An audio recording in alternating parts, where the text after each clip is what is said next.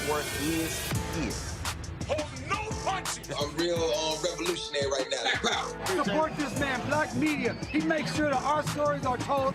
Thank you for being the voice of Black America, Roland. Stay black. I love y'all. All momentum we have now, we have to keep this going. The video looks phenomenal. See, this difference between Black Star Network and Black-owned media and something like CNN. You can't be Black-owned media and be scared. It's time to be smart. Bring your eyeballs home.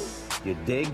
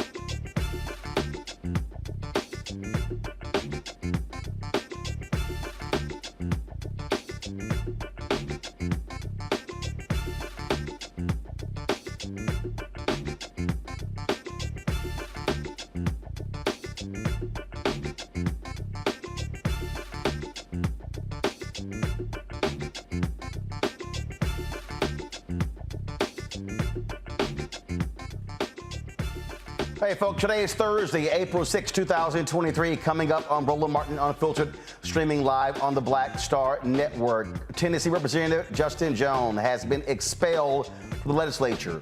Republicans are debating the expelling another member, Representative Gloria Johnson. They also will be debating to expel Representative Justin Johnson. We will go live to the Tennessee legislature. We'll also talk with Mark Thompson, who is live in Nashville as well, to talk about what is going on there and how Republicans are absolutely abusing their power. This is one of those moments that should galvanize gun advocates, gun control advocates, but also should be galvanizing people across the country why we should throw out Republicans across this land for what they are trying to do in Tennessee and other states. Also on today's show, we'll talk about what Republicans are doing in Mississippi.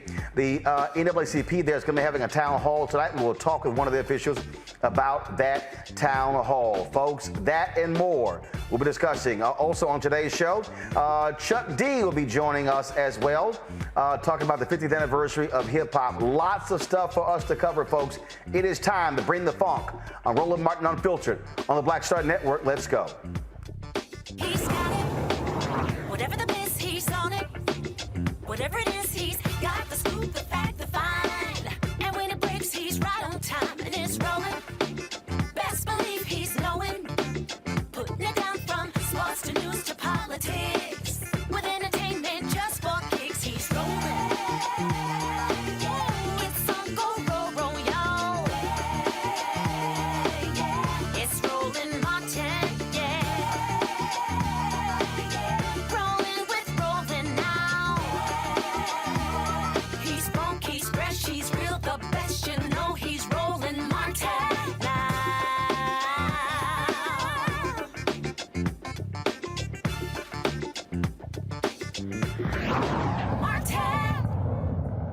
Pursuant to Article 2, Section 12 of the Constitution of the State of Tennessee, I hereby declare Representative Justin Jones of the 57th Representative District expelled from the House of Representatives of the 113th Assembly of the State of Tennessee.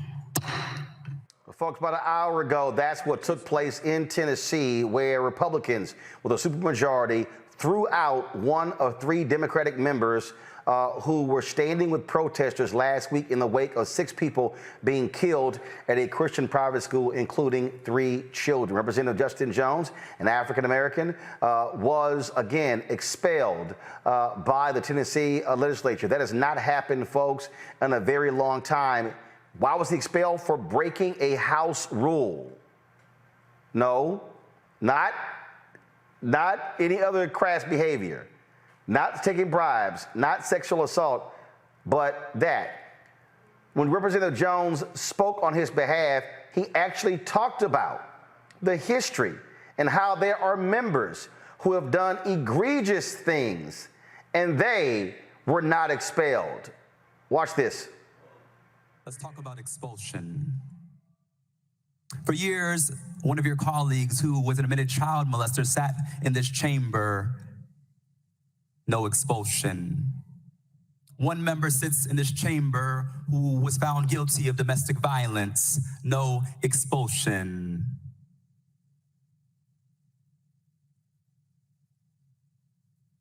We had a former speaker sit in this chamber who is now under federal investigation. No expulsion. We have a member still under federal investigation. No expulsion.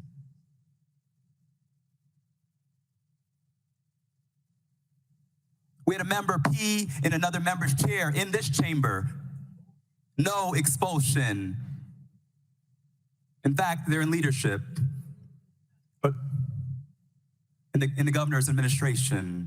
And so once again, what you're saying to us, since you're trying to put us on trial, I'll say what you're really putting on trial is the state of Tennessee. What you're really showing for the world is holding up a mirror to a state that is going back to some dark roots, a state in which the Ku Klux Klan was founded, is now attempting another power grab by silencing the 2 youngest Black representatives and one of the only women, Democratic women in this body. That's what this is about. Let us be real today. Let us be real today. Colleagues,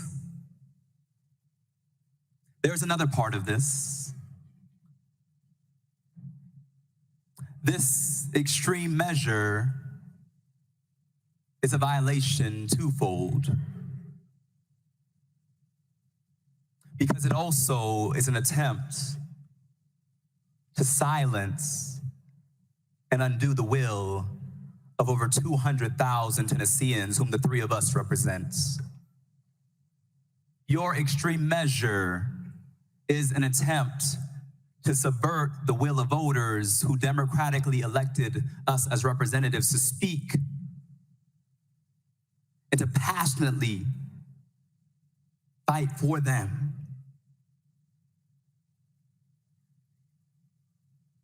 When I entered into this chamber, many members said, "What will you do with this supermajority?" I said, "We will fight for you. We will not bow down simply because they have numbers, because we know that we are on the right side of history and that this body is not the ultimate say." Howling. Folks, this is a live look at the Tennessee floor where Representative Gloria Johnson is giving her final comments before Republicans vote on whether to expel her from the legislature. I've spent much of my life dedicated to helping children. Appreciate you guys. You just made me get teary-eyed. And I really want to thank you for standing with me, because I know you care about children. And I hear a lot of talk about caring about children, but I continue to hear no one having conversations about things that will prevent gun violence from coming to our doors. There are so many things we could do that would change the trajectory of where we're headed. More school shootings, more church shootings, more Waffle House shootings, all of these, theater shootings. It's happening everywhere, folks. There's one common denominator. It's the guns. It's the people that have the guns because we are not doing anything to make sure that people who are not safe don't have guns. I'm a gun owner. I have a gun. I took a class so that I would know how to use that gun. I trained with my nephews, a Marine and an Air Force member. I shoot regularly because I think you have to be responsible. It's responsibly stored. It was my father's service revolver. It laid on his dresser every night when he came home, and we didn't touch it. And we knew not to touch it. But we grew up with that. But my father believed in things that we can do to prevent gun violence. My Marine nephew came home from losing his best friend in Afghanistan, went to live with his best friend's family because they were without their child in Massachusetts. And his business was manufacturing guns in Massachusetts. He told me about the restrictions that they had there. And he said, as a gun manufacturer, these are protecting us. These are protecting kids. I sat down with him for hours to talk about what things made sense to you guys as manufacturers and what things did you think were a bridge too far. Not only did he talk to me about it, but he collectively got online with a lot of his colleagues in the same sort of business and sought agreement from all of them. This is the way we get to solutions. But we've got to have those conversations.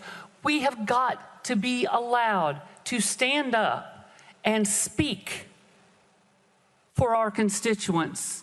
And we have to welcome this younger generation who might do it a little bit differently, but they are fighting like hell for their constituents. And that's what they sent them here for.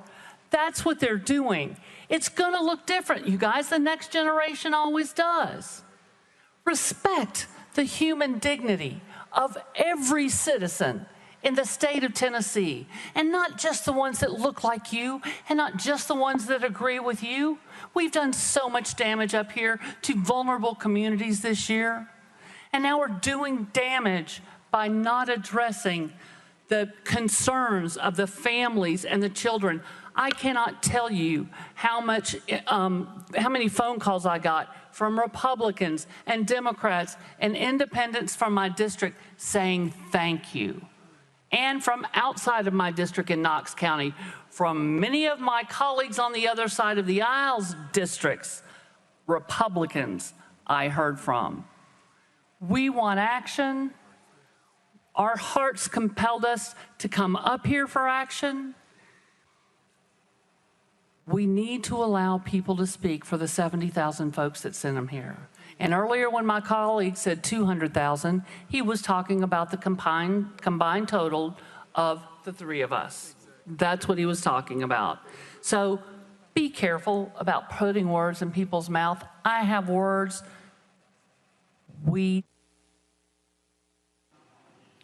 Thank you. We are voting on House Resolution 64. All those in favor vote aye when the bell rings. Those opposed vote no. Has every member voted? Does any member wish to change their vote?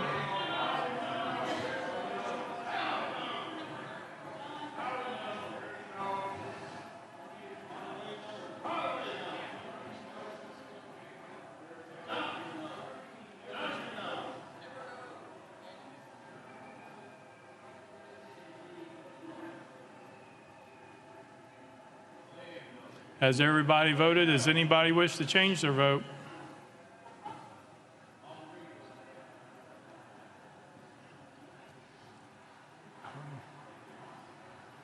Mr. Clerk, take the vote.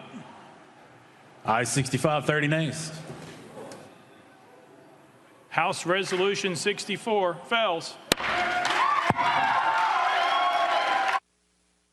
Wow. So with that, the Tennessee House has chosen not to expel Representative Gloria Johnson. So there were 3 representatives that were resolutions would put forth. Go back to the chamber. Go video there. Again, Representative Justin Jones, 72 votes earlier to expel, 65 votes, 30 against. Representative Gloria Johnson not expelled. Now they're going to move to Representative Justin Johnson, the young brother, to determine whether to expel him. Mark Thompson is in Nashville. He has been there. You can hear, keep the volume up, please. You can hear the protesters. You can hear the protesters outside of the chamber. They're also there. They're also there in the chamber as well. House Resolution 63. Mark Thompson, just give us a sense of what this day has been like. Lots of drama there in Nashville. Mr. Speaker, I request that the clerk Yeah, read the resolution. it has been a very dramatic. Thank you Clerk, read the resolution. inviting me, Roland. It has House been a Resolution dramatic 63 day. by Chairman Farmer, resolution It's expelled. been an emotional day. It's been an historic day. And this supermajority Republican legislature, as Bible thumping as it is, does not comprehend the irony of trying 3 people on the eve of Good Friday and then expelling them, or in essence crucifying them. They just don't see that. And this even in the same week when this very same state recognized the observance of the crucifixion of 3 people in Memphis in 1968, Dr. King and the 2 sanitation workers. This is ridiculous. I've been talking to people here. I used to live here. I grew up in Nashville. In fact, I was a page in this very House of Representatives. My uncle was the chief sergeant at arms. I was talking to some people who still live here. I don't. And they say that the Republican Party and the Speaker of the House and the governor are so retaliatory that even when there were Republicans considering not doing this, they were afraid to not do it. They were afraid to do anything but go forward because of the potential of retaliation. All because 3 people stood up to oppose there not being any solutions to this ongoing gun violence, and that gun violence most recently visited that private school, that Christian school on Monday, Thursday today is. That gun violence visited that Christian school. I've known Justin for years. When he came to Fisk, he joined the church that I grew up in, the church where a mutual mentor of ours, Dr. James Lawson, taught nonviolence to John Lewis and Diane Nash and Bernard Lafayette and Marion Barry during the Nashville Sit-In movement, Clark Memorial United Methodist Church. So it's Justin's nature to do this and to bring others with him, as he has our brother Justin Pearson from Memphis and Sister Johnson from right here in Davidson County. This is a very big deal. It's a very big setback, and it lets us know just how much further Tennessee is going backwards. Here's what's interesting, Roland. When I was here in high school, this was a blue state. And there were 2 senators, 2 Democrats. Mark, hold on one second. Representative Justin Pearson is about to speak there. He's about to get his opportunity to answer to the resolution that is against him. And so we will go live to Tennessee. Be it further resolved that copies of this resolution be prepared and forwarded to Justin J. Pearson, the legislative body of Shelby County, the Honorable Bill Lee, Governor of the state of Tennessee, and the Honorable Trey Hargett, Secretary of State. Representative Pearson, you're recognized in the well.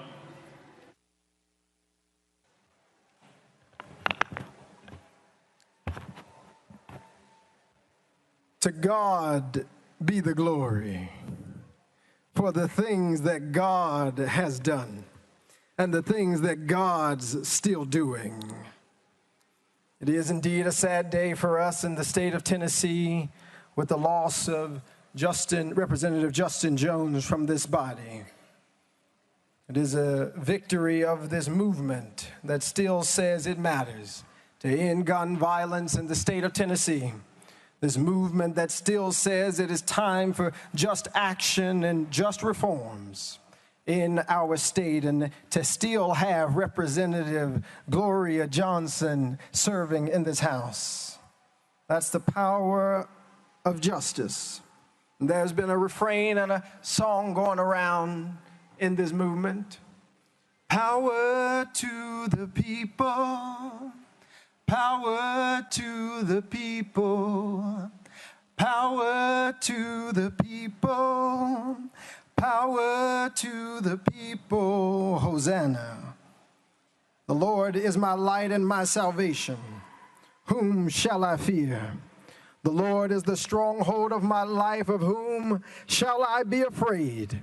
When the wicked advance against me to devour me, it is my enemies and foes who will stumble and fall. Though an army besiege me, my heart will not fear. Though war break out against me, even then will I be confident. One thing I ask of the Lord, this only that I seek after, that I may dwell in the house of the Lord all the days of my life, to gaze upon the beauty of the Lord and to seek God in God's temple. For in the day of trouble, God will keep me safe in God's dwelling. God will hide me in the shelter of God's sacred tent and set me high upon a rock. Then my head will be exalted. Above the enemies who surround me at his sacred tent I'll sacrifice. With shouts of joy and thanksgiving I'll sing and make music to the Lord. Hear my voice when I call, Lord. Be merciful to me and answer me. My heart says of you, seek God's face. Your face, Lord, I will seek. Do not hide your face from me. Do not turn your servant away in anger. You have been my helper. Do not reject me or forsake me, God, my Savior.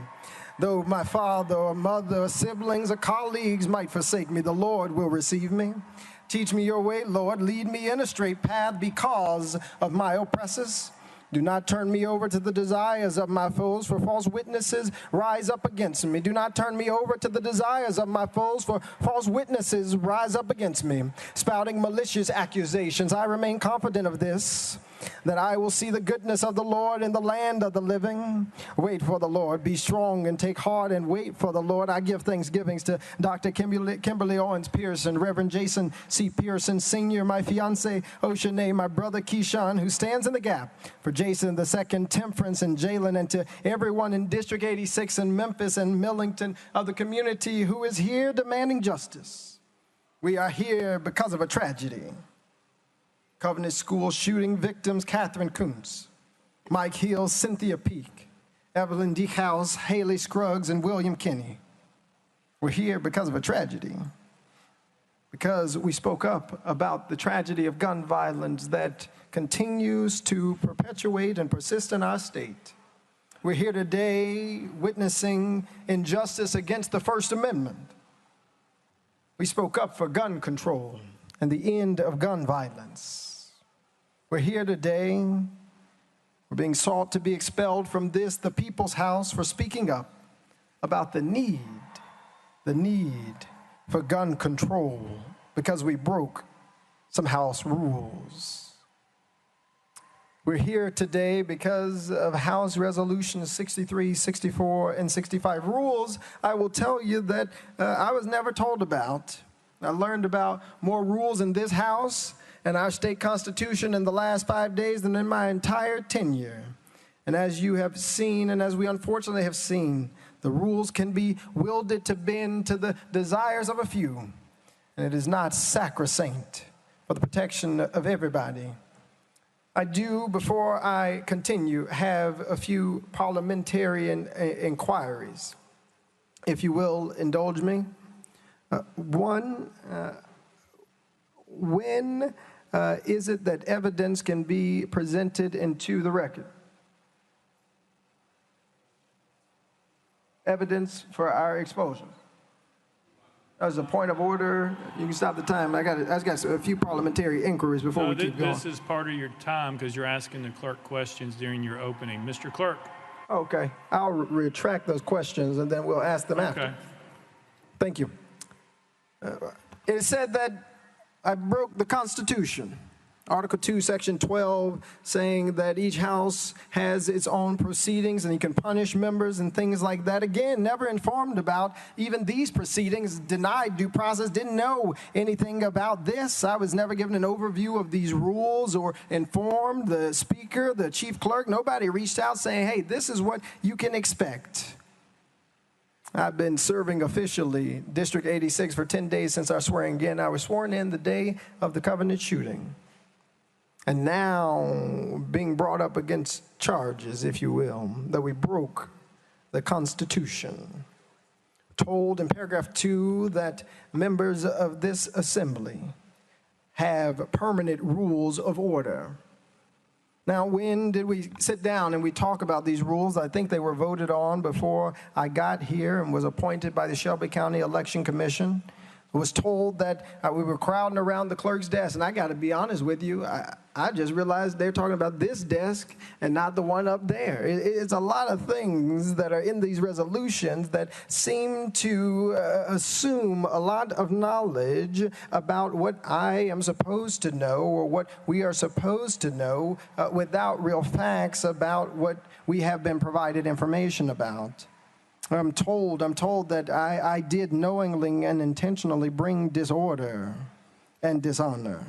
Knowingly and intentionally bring disorder and dishonor. When we went up between bills, I walked to this hallowed house near this well, went up between bills after not being called on during welcoming and honoring to say we've got to listen to the people. We've got to do something. We've got to take action on gun violence. We've got to elevate this issue in order that we can create the necessary change that we need because we're exercising, and I exercise our First Amendment right. We're being told that that deserves an expulsion from the House because it broke a permanent House rule. And still, when we learn that a member of this body broke a permanent House rule in order for a video to be shown, there was no discussion even about what potential retributions might exist. If rules will be sacrosanct, if rules will be the end-all and be-all of this House, then that needs to apply equitably to everyone. But there is something that tells me it is not the rules being broken, it was what we were advocating for that folks have gotten very upset about. That we were advocating for people who have been murdered in our communities. We're advocating for people like my own classmate, Larry Thorne, who was slain by gun violence. We're advocating for people who are suffering in our communities. We're told in this resolution that I proceeded to disrupt the proceedings of the House of Representatives from approximately 10:50 until approximately 11:42. And my fiance, she's a lawyer-to-be, and I have to tell you, if you go back, and this is one of the questions that I have, and we can start working on pulling up, if you look at the video, at 10:50 a.m., this House is in recess. And the question that I'm pondering is it possible for House members to break permanent rules of order when the House is in recess? It's important that we unpack this. After SB 638 was passed at 10:49 a.m., I walked to the well, and the speaker section immediately said, "You're out of order. I call for a 5-minute recess. Leadership, come up here." There was no disruption of any House proceedings or business. We were in a recess where members were relaxing, went for walks, left the chambers, ignoring the cries of people asking for gun reform, asking to end gun violence. I didn't disrupt proceedings between 10:50 to 11:42 because it wouldn't have been possible. We were in a recess. But if you want to count the recess and say that our peaceful protests for red flag laws, our peaceful protests for gun control storage laws, our peaceful protests for the safety of kids like the ones at Covenant, our peaceful protests for the communities that we serve and the people that we represent deserve expulsion, then let's go through the timeline. There was a 10-minute peaceful protest on the House floor. And it was at exactly 11:04 where we walked back to that room with Leader Camper. Again, in the resolution, it says that we refuse to leave the well. In fact, all of the quote-unquote protest, except for maybe the first second or two, was called during a recess. And we still finished the business for the day. You keep going, and they say that we shouted and led chants with citizens. They said that we refused to leave the well. We had signs displaying political messages, and none of us believed that we were doing anything to deserve expulsion from this house. Speaking up on behalf of the last, the lost, the least, those who've been left out, those who've been ignored, those who've been silenced, but who refuse to be silent any longer, does not deserve expulsion from this house. The mic was cut off. We did use a mini bullhorn to listen and to project to the people in our community who were asking for change. The reality is, we were told this happened in the open presence of witnesses, but the gallery was cleared. The video and audio during this time, and you can see this with the chief clerk, and we can pull up that video. The video and audio during this peaceful exercise of our First Amendment was not even broadcast online. We're told that this was disorderly behavior and it justifies expulsion. Well, I've been looking, colleagues, at our permanent rules of order. And if you read Rule 19 of the permanent House rules that this body has voted on and have been mentioned several times today, there is a blatant contradiction in these resolutions that are asking for our expulsion and the permanent House rules for the 113th General Assembly. If you go to section 19, transgression of rules by member. Transgression of rules by member. And it reads this, and I'll read it into the record. Any member who, in speaking or otherwise, transgresses the rules of the House, the Speaker shall, or any other member may, call such transgressing member to order, in which case the member so called to order shall immediately sit down, unless permitted to explain. And the House shall, if appealed to, decide the case without debate. If there be no appeal, the decision of the chair shall prevail.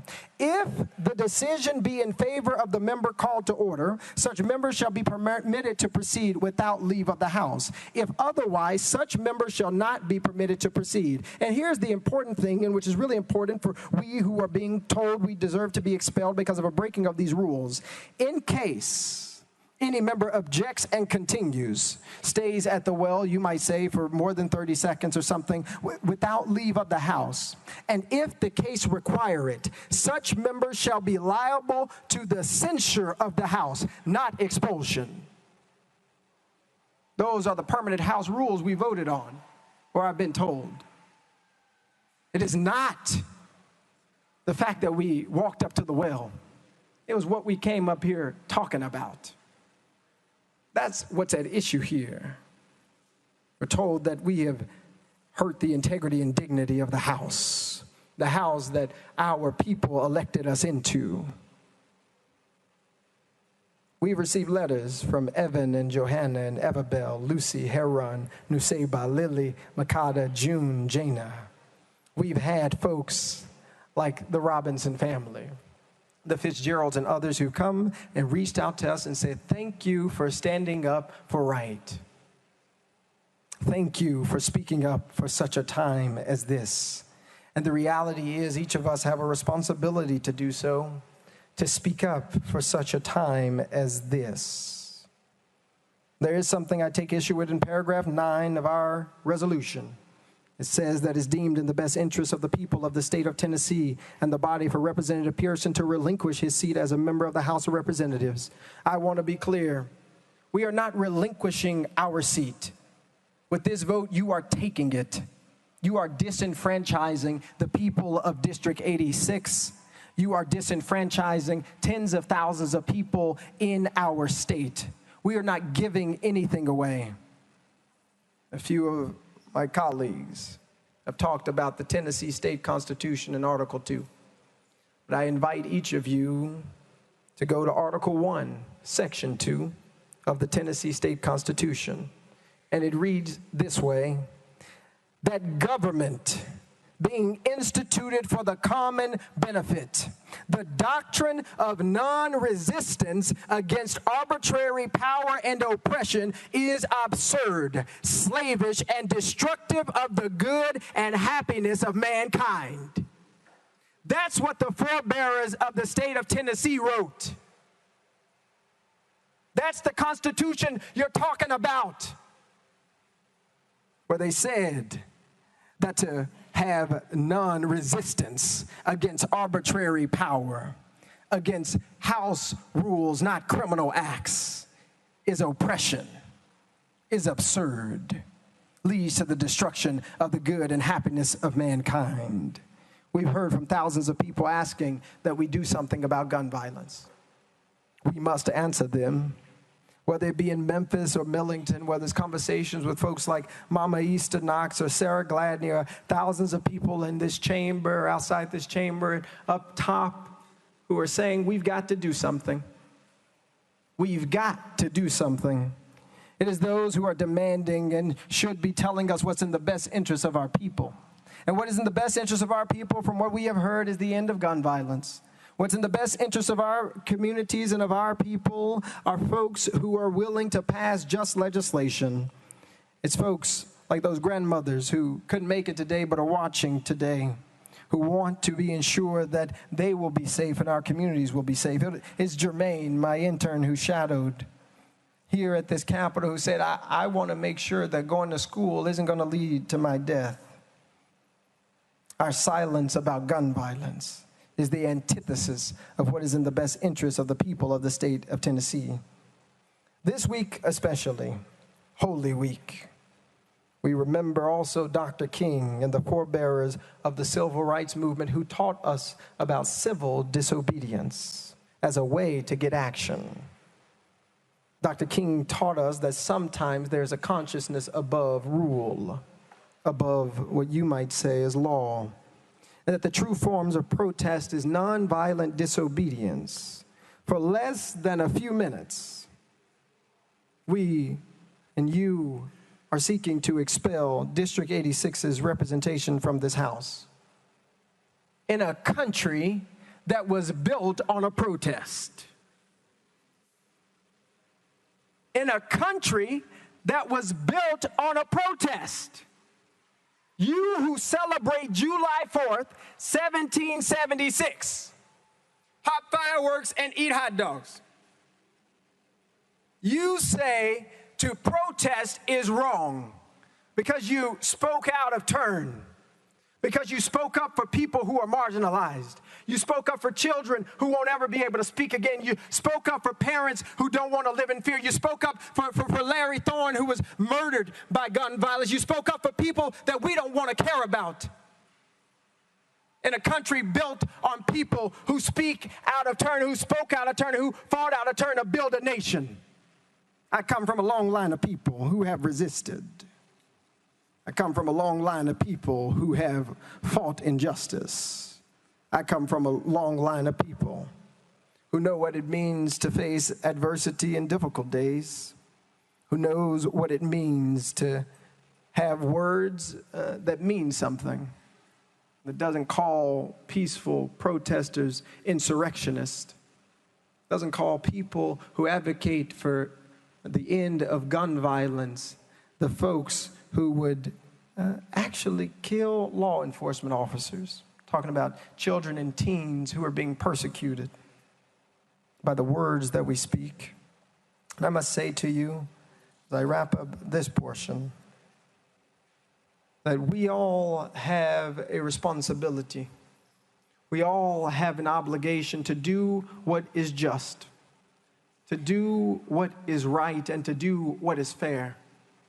And what I can promise to those of you who have cried today, those of you who mourn the seeming end and assault on our democracy, what I can say to folks who are worried about whether or not, as one sign said, am I next? What I can say to you is that the movement for justice can never die,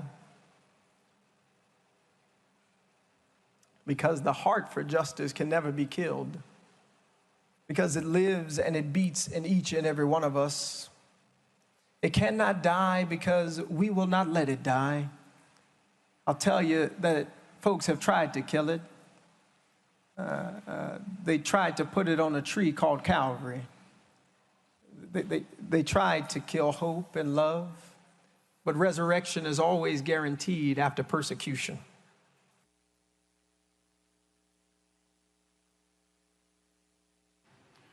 Representative Farmer, you're recognized. Yeah, thank you, Mr. Speaker. Representative Pearson. Representative Pearson, right here. Do you know why you're standing in the well today? Representative Pearson. Yes, hold on 1 second.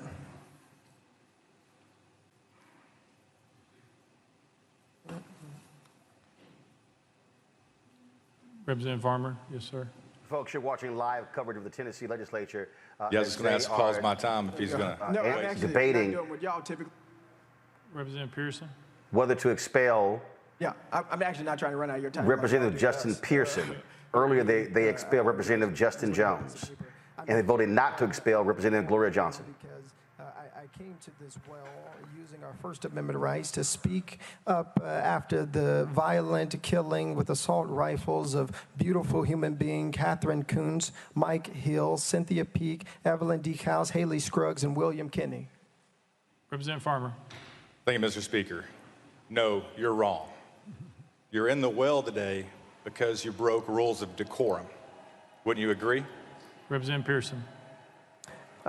I believe I'm in the well today because you have put forward a resolution that says that it's more important to expel voices of dissent than do the work of justice, which is fighting to end gun violence in the state of Tennessee. I believe that I'm in the well today because I, with the courage of ancestors and family and loved ones and communities, stood up and spoke up for folks like my classmate Larry Thorne, who can speak no more because of the proliferation of guns in Tennessee. I believe that I'm in the well today because you have decided that it is not right to have debate. It is not right to listen to the voices of the minority. I believe I'm in the well today because on the day that we wanted to honor the thousands of people who protested, we were denied that opportunity. I believe that I'm here because you feel in your heart that it is right to persecute someone who has committed no crime, who has only broken what you call the House decorum rule, which according to Section 19 of the House Permanent Rules of Order say that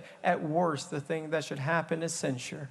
But instead you have brought forward a terrible resolution to deprive and disenfranchise thousands of people in Shelby County of a representative who will and can speak and advocate for them. And I believe, Representative Farmer, that that is wrong. Representative Farmer.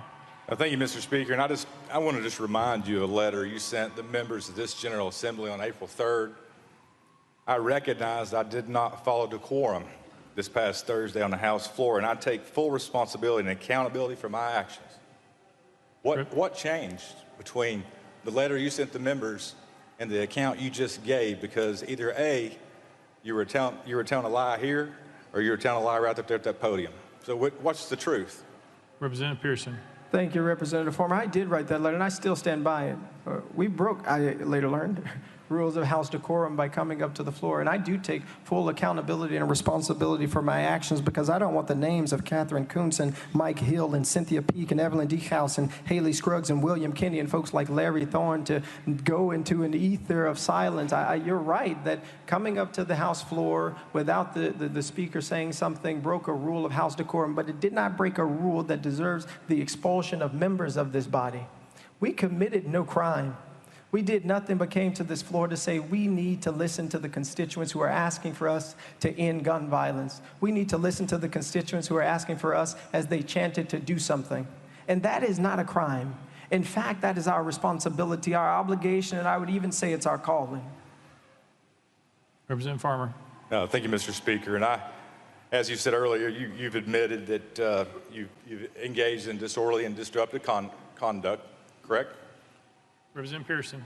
That's not correct. I believe the rule of House decorum that we broke was walking up to the well without the speaker's permission. But I think, and I'm going to ask that we do get the video of what happened on the House floor that day, because I believe you will see, as we saw in the video earlier, that most of the things that are in this resolution, which really make it challenging, I think most of the things that are in this resolution happened during recess.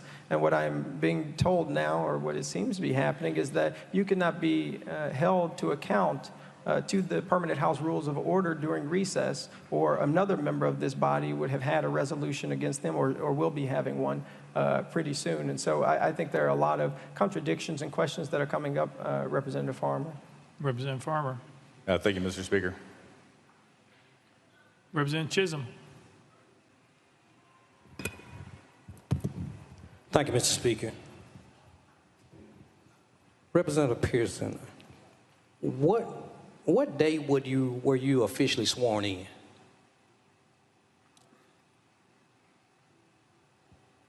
I'm sorry, Representative Pearson. I was sworn in on the 27th, so Monday last. Representative Chisholm. The 27th of March. So I bet you've learned a lot about the House rules over the last few weeks, huh? Representative Pearson. Yeah, most certainly have learned a lot, and we're really fortunate to also serve in an interim role to see how this House operates. And I have to say the way that it operated today was quite different than what I've seen in past sessions. Representative Chisholm. Thank you, Mr. Speaker.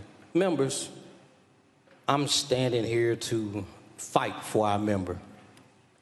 I'm standing here to fight for all of our members. Because we have a new member standing in a well defending his right to even be here. A member who was sworn in less than 2 weeks ago. A member that is just learning the decorum of this body. A member who is proving himself to be hardworking, articulate, eloquent. And although this member moves a little bit different than most of us, matter of fact, I even go as far to say he moves different than I do.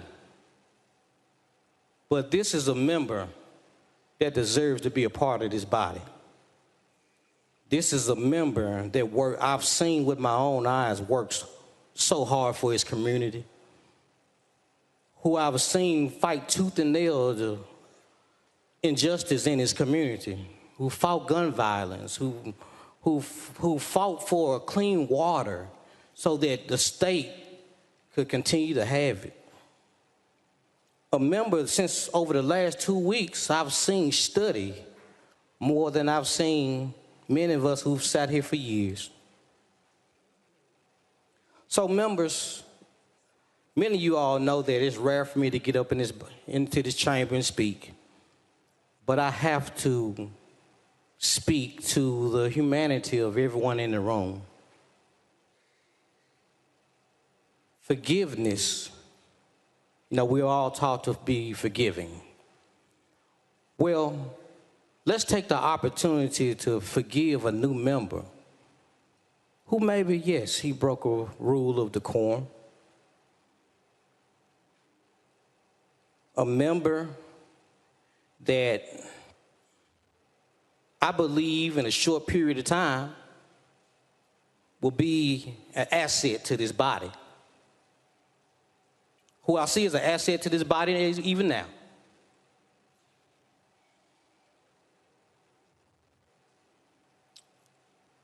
Members, we've seen, it's been said many times that we've seen many members of this body violate rules and are still here, who violated decorum in a much severe manner than a member that's standing in the podium, who are still here. And members, let's remember that as we talk about forgiveness and as we talk about the member in question right now, let's remember who's watching us right now. Let's remember who's in the hallway. And let's not forget about those children that lost their lives.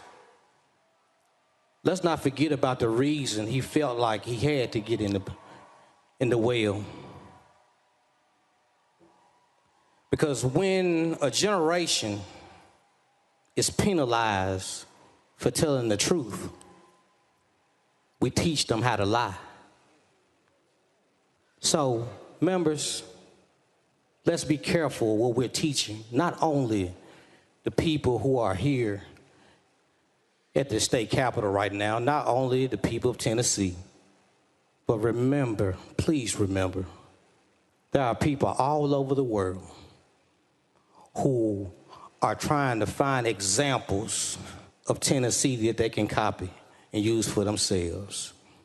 And let's Folks, not we're continuing our live coverage of what's happening in Tennessee. A few moments ago, Representative Gloria Johnson, who they chose not to expel, was asked the question, why did she not get expelled, but Representative Justin Jones did? This is actually what she had to say. I'm going to pull up in a second, folks. My panel: Greg Carr, Department of Afro-American Studies at Howard University; Reese Colbert, founder of Black Women Views, of course, host her own show on Sirius XM on Saturdays as well. Glad to have them here.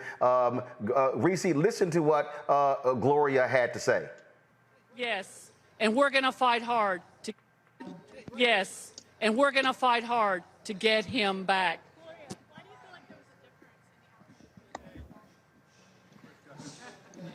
I will answer your question. It might have to do with the color of our skin. Reese, Representative Johnson says, what's the difference between her and Justin Jones? She's white, he's black. Point blank and a period. White women tears are undefeated, okay? We saw what Iowa earlier, even though those white girls weren't really complaining. It was all the other white folks. But, I don't want to diminish what she did as part of the Tennessee 3, protest. She did show great bravery, and this is a prime example of why we need white people and white women who have a special little superpower called white tears to stand beside us, because they do have more privilege in these situations and they're not going to see the same consequences that we have. But I did have an ain't that about a bitch moment when she was not voted to be expelled. Now, she still had a majority of votes to get expelled, but in this case, you needed 2/3 majority in order to expel the member, and that's not what happened in this case. So it's really ridiculous that we're seeing this. And I just last week on the show, Roland was talking about how Republicans like to use decorum as a tool to silence dissension, as a tool to deflect away from the fact that these people are co-conspirators in the American carnage from gun violence. I salute both of these young brothers. I think that Justin Jones will be probably reappointed back to the seat, and he will win his seat back in the special election. But what these Republicans are doing today is to send a chilling message: stay in your place, boy. Don't step out of line, boy. We can take you out of here, boy. Right. It doesn't matter if you were elected, boy. We brought you in here and we could take you back out. And that is a problem. I'm going back to Justin Pearson. I'm going to go to Greg Carr. Go back to the live hearing. To stand up and say the way we're doing things is wrong. That's people power. But that's the responsibility of all of us who serve people. It is not just to go with the status quo in and of itself, because that's the way that things have always been.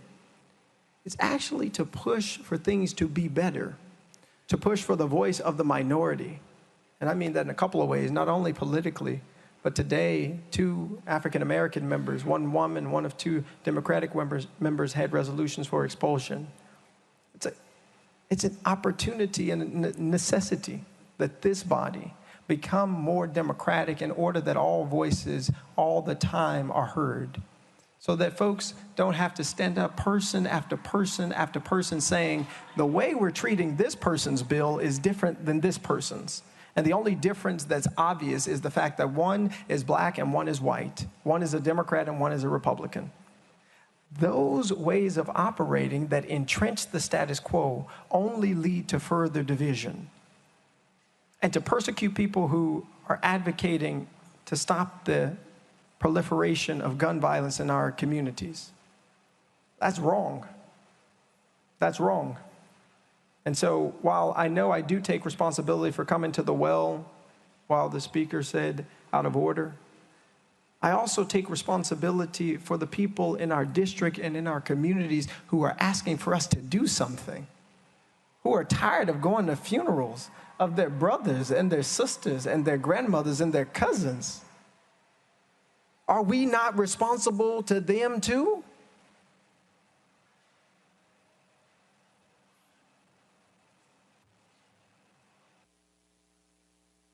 I'll take any other questions. They're going to continue the questioning here. Greg Carr, I want you to jump in here as well. Look, this is your home state. You see exactly what's going on. And here you have, again, one of these Republicans who are trying to jam up. Just listen to this crap, then let Greg comment. Go. It wasn't an easy thing for me to do. But I'm hearing you blame this on your youth.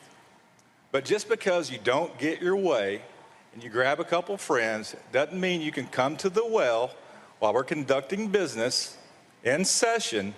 Other members are waiting to have their bills to be heard. They have constituents too, 60, 70,000 times another 80, millions of people. Just because you don't get your way, you can't come to the well, bring your friends, and throw a temper tantrum with an adolescent bullhorn.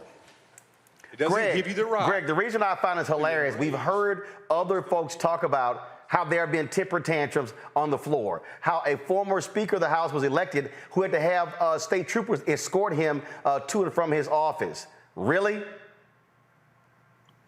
Yeah, Roland, as you can imagine, I'm really not in the mood tonight. I had a visit from about 50 students from Atlanta to my afternoon class. I came soaring, and then I come in to hear this damn hillbilly, this punk-ass Andrew Farmer from East Tennessee, a graduate of the August East Tennessee State University, and got his JD from the Thomas Cooley Law School in Lansing, Michigan, not worth the paper it's printed on. This hillbilly with his hair slicked back and some glasses he borrowed from CVS or wherever. This hillbilly talking about decorum. This hillbilly pointing with his fake Burberry tie and his punk-ass shirt on and looking a little bit punkish. You see, these are not people to talk to. They must be overrun. You understand? Look at this hillbilly. Looking at that young brother. Looking at Brother Pearson, not even 30 years old, 27 years old, out of Memphis, went to Bowdoin University in Maine, Bowdoin College in Maine. Now, yeah, his preacherly cadence I might find a little contrived, but I'm from Tennessee. I know what preachers sound like, and I'm not gonna, And Justin Jones, he's from Oakland. He's got a bit of a style himself. But you know who was given the most eloquent moment today? It wasn't even Gloria Johnson, who I agree with Reese. She's a white woman. She didn't have to get out. Plus, she talked about guns. Jesse Chisholm, who's 43 years old. Jesse Chisholm from Nashville. He went to Overton. I went to Hillsborough, right around the corner from where those 6 got shot, by the way, last week. Jesse Chisholm, who went to Morehouse. Jesse Chisholm said something very moving as he defended his brother. Jesse Chisholm represents District 85. Justin Pearson represents District 86, West Tennessee. In Memphis, Jesse Pearson said, he moves different than I do. He moves different than I do, but that is no reason to expel him. He said, I have to speak to the humanity of everyone in this room. That's what Jesse Chisholm said. And let me end with this, Roland. In the words of Malcolm X, Brother Chisholm, you're speaking a language they don't understand. You see, these are the devils who worship at the shrine of Nathaniel Bedford Forrest. Yep. When those young representatives tried to get that bus removed. These are the crackers, you understand? I'm using cracker very deliberately now, not in a pejorative sense, but in the sense of class, the way the rich of Georgia and Tennessee and Alabama refer to the poor whites, the rednecks, because the sun baked down on their necks and turned them red in the dirt. These are the ancestors of Andrew Farmer who worship the Ku Klux Klan. There is no common language, Representative Chisholm. God bless you, brother, in this Easter week for you saying I have to speak to the humanity of everyone in this room, but they are not all human beings in this room. These devils are out for political lynching. And the vice mayor of Nashville has already called for a special meeting of the Nashville City Council on Monday.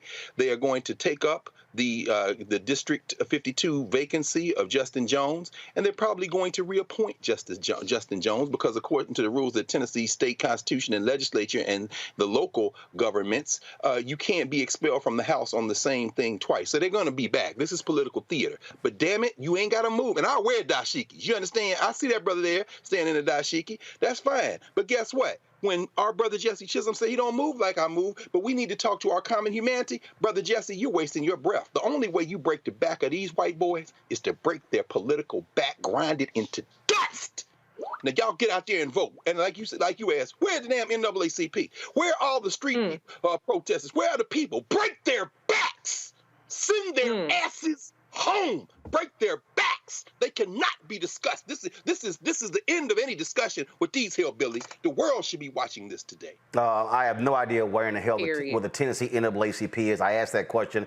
Why are they not mobilizing and organizing? Let's go back to hear Representative Justin Pearson. The well of this House saying we've got to do something. That's what I would like to be doing. And so you brought attention or tried to bring attention to me, but I want to turn the attention to the people. The people who will never be able to throw a temper tantrum for gun violence. You know, the Larry Thorns, the Catherine Kuntzes, the Mike Hills, the Cynthia Peaks, the Evelyn Decaus, the Haley Scruggs, the William Kennedys, who will never have a chance to throw what you call a temper tantrum for justice, for gun reform, for the ending of gun violence. They'll never have a chance because we haven't taken our oath seriously, because we don't take people who we disagree with seriously. We tell them, you just are throwing a temper tantrum. And again, these are the same folks who live in one of the greatest democracies, as we've been told, in the United States of America. A place and an institution, in fact, I would argue, that was built on protest. An institution that was built on people throwing temper tantrums against injustice and what they viewed as injustice. It isn't a temper tantrum to say that kids should actually go to schools that are safe. Neighborhoods shouldn't have to have thousands of police officers to be safe. We shouldn't have to worry about going to the grocery store, as in some cases going to the movie theater, and someone coming with an assault rifle and killing us. That's not throwing a temper tantrum, sponsor. That's just asking for us to do right. You said something else. You said, you don't understand why you're here. I promise you, I fully understand why I am here. I am here because the people in District 86 brought me here. I'm here because the people in District 86 asked that we might fight for justice against the status quo here. I'm here because we are subversive to the status quo. One that is young, one that is diverse, one that calls into question the ways that we have been operating that are not working. Because if they were working, those kids would be alive. Larry would be alive. People in our communities and in our families, TJ would be alive. If the system was working the way it was supposed to, because my cousin would be alive. But that's not what's happening. And look, I wrote y'all a letter. I hand-delivered a letter to everybody. And I said, look, I take full accountability and responsibility for my actions on the House floor and that it broke decorum. I told y'all that.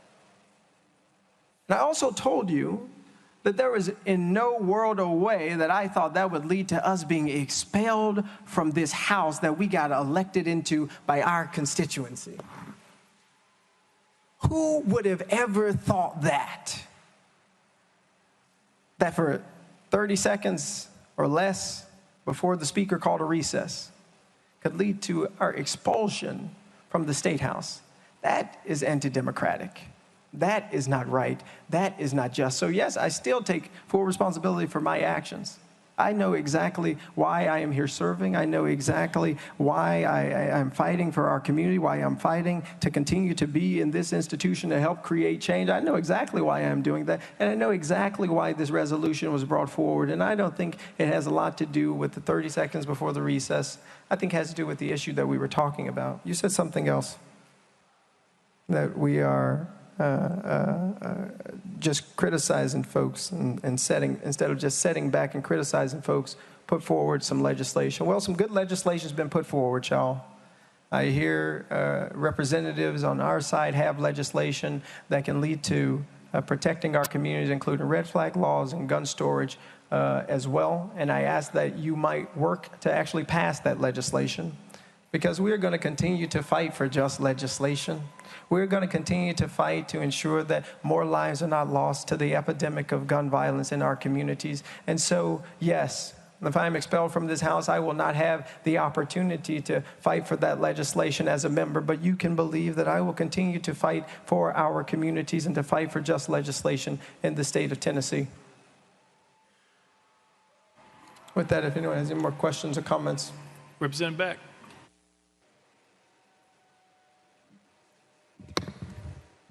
Thank you, Mr. Speaker. I've been trying to get the podium all day, but I've been cut off, and I know that's part of our democracy. But I wanted to just talk to y'all real quick about when I wasn't here. We've had 3 cases now, 4 of people being expelled from the House. The only one that I've been at was Jeremy Durham up until Representative Jones earlier. But Jeremy Durham, about half of y'all were here then. I kept hearing that Jeremy Durham did not have his due process. Do you remember that, the ones who were here? Due process, due process. So let's talk about due process just a minute.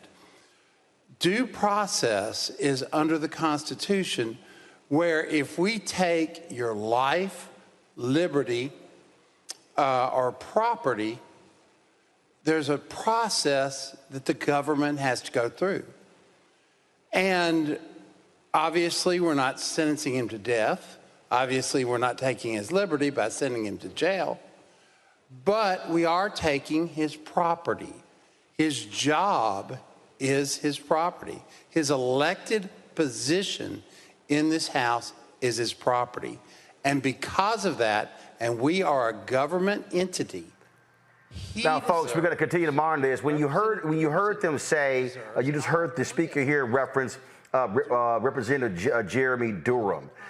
Jeremy Durham was a member of the legislature there in Tennessee who was accused of sexual misconduct. Okay, guys, sexual misconduct. So let's just be real clear what we're talking about here. Again, what you're dealing with. In fact, this is a story here. Durham was a Republican. He was expelled from the legislature in 2016, months after an investigation by the Nashville Tennessean revealed inappropriate text messages to several women. A subsequent investigation by the Tennessee Attorney General's office detailed allegations by 22 women that Durham made lewd comments, gave inappropriate hugs, and had sex with a 20-year-old college student political worker at his legislative office and home. The Tennessee Bureau of Ethics and Campaign Finance launched its own investigation, ultimately levying the harshest fine campaign finance officials have issued against an elected official. The investigation found Durham violated campaign finance laws hundreds of times, spending thousands of donor money on goods and services not related to his campaign. And you had Republicans, Reese, today stand up and say this man who they expelled didn't have due process, and they are literally kicking. They've already kicked out one brother. They are likely going to kick out a second brother for breaking a rule.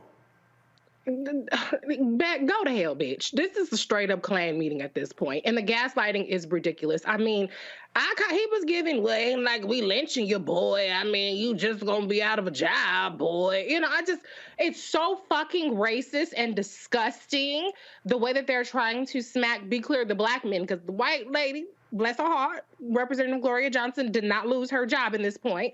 She doesn't have to go through the whole situation again. This looks like a Klan meeting. It's so racist. It's disgusting, but they can get away with it because who gonna check them? Tennessee is one of the least voting states when it comes to youth turnout. 13% of the youth in Tennessee vote. When it comes to the greater electorate of registered voters, 38% of Tennesseans vote. And so this is the kind of Klan leadership, not leadership, that you get, the kind of fascism that you get when you keep your ass at home and vote. And there's no surprise, too, that the people that they are targeting to disenfranchise are black districts. Representative Pearson's district is 40-something% more black than the average Tennessee state district. The same goes for Representative Johnson, who was expelled. And so they're trying to send a message to not just these particular gentlemen, but to the voters. Don't send somebody here that's going to rock the boat, because we'll send their asses packing all over again. And I hope that when these two gentlemen come up for a vote, if Representative Pearson does get expelled, that the voters tell them, take that message and shove it up your ass. We're going to send people in there that are going to do what needs to be done so that we get justice and we get gun control in this country, for starters. Greg, if I'm the White House, you know what I'm doing? I am inviting all three of them to the White House tomorrow.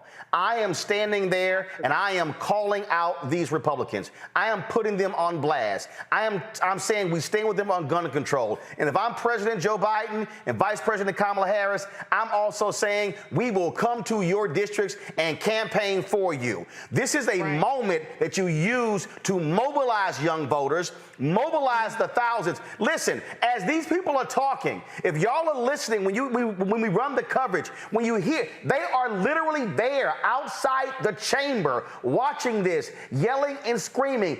This is an opportunity for Democrats to use this in the state of Tennessee to mobilize and organize. And guess what? Yeah. You might be able to break the supermajority there in Tennessee. But if they do not take advantage of the moment, Greg, then you lose it. Absolutely, bro. I don't know. Let me tell you, my position on this is very well known. The United States of America is a criminal enterprise. It is going to implode. The only question is when. Will it be 100 years from now, 50 years from now? And I say that as a preface, not because anybody doesn't already know that, but I'm saying that because what you said is also true, Roland. I don't walk away from the table simply because I know enough history to understand what happens to a place like this. I don't walk away from the table. This would absolutely be the time. But here's the problem. You know, Joe Biden believes in something that doesn't exist. He believes in something called the American people, the soul of the American people. And that's why his wife could make such a faux pas as to try to invite some white girls from Iowa to come to the White House along with LSU. They don't understand where they are. Now, can we make them understand? Absolutely. And this is getting right to the point that you're raising, Roland. We're not caping for any political party. What we're caping for is people. People have been killed. This young brother right here, Justin Pearson, who is growing into his role as a legislator right before our eyes, has been thrust into the conduit of history. And so has Justin Jones. Now, Gloria Johnson has chosen to stand on the right side of history. Will the Biden administration stand on the right side of history? History tells us probably not, unless we force them to. Now, what you saw there with Bill Beck, Representative Beck is a white man, but he represents a district in Nashville. His district, District 51, is part of Davidson County. And you took us through that story quite well months ago, Roland, and how this white supermajority, this white national supermajority has tried to carve up Davidson County to prevent political power. But Reese just gave us the numbers. As a person who votes in every election, and also understands that this criminal enterprise is going to dissolve. Those two things are not mutually exclusive. I fight because you don't have a choice but to fight in this. The brother standing there in a dashiki, we know what his politics are, but he is an elected state representative. And when when Bill Beck said that you are taking his property, his elected position, that's why we have lawyers.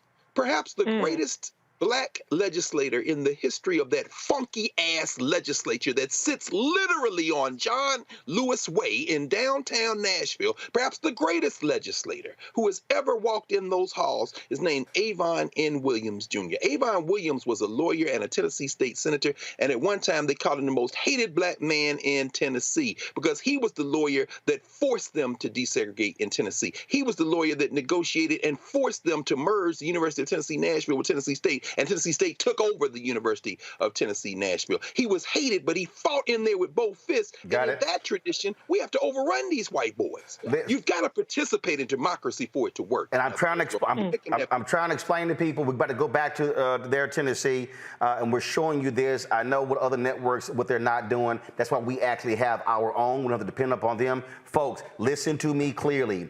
This is a moment. I keep telling y'all, there's a through line from Tennessee to Georgia to Florida to Texas to Mississippi to Alabama. We can keep going. This is what they're going to do. This is why I wrote this book.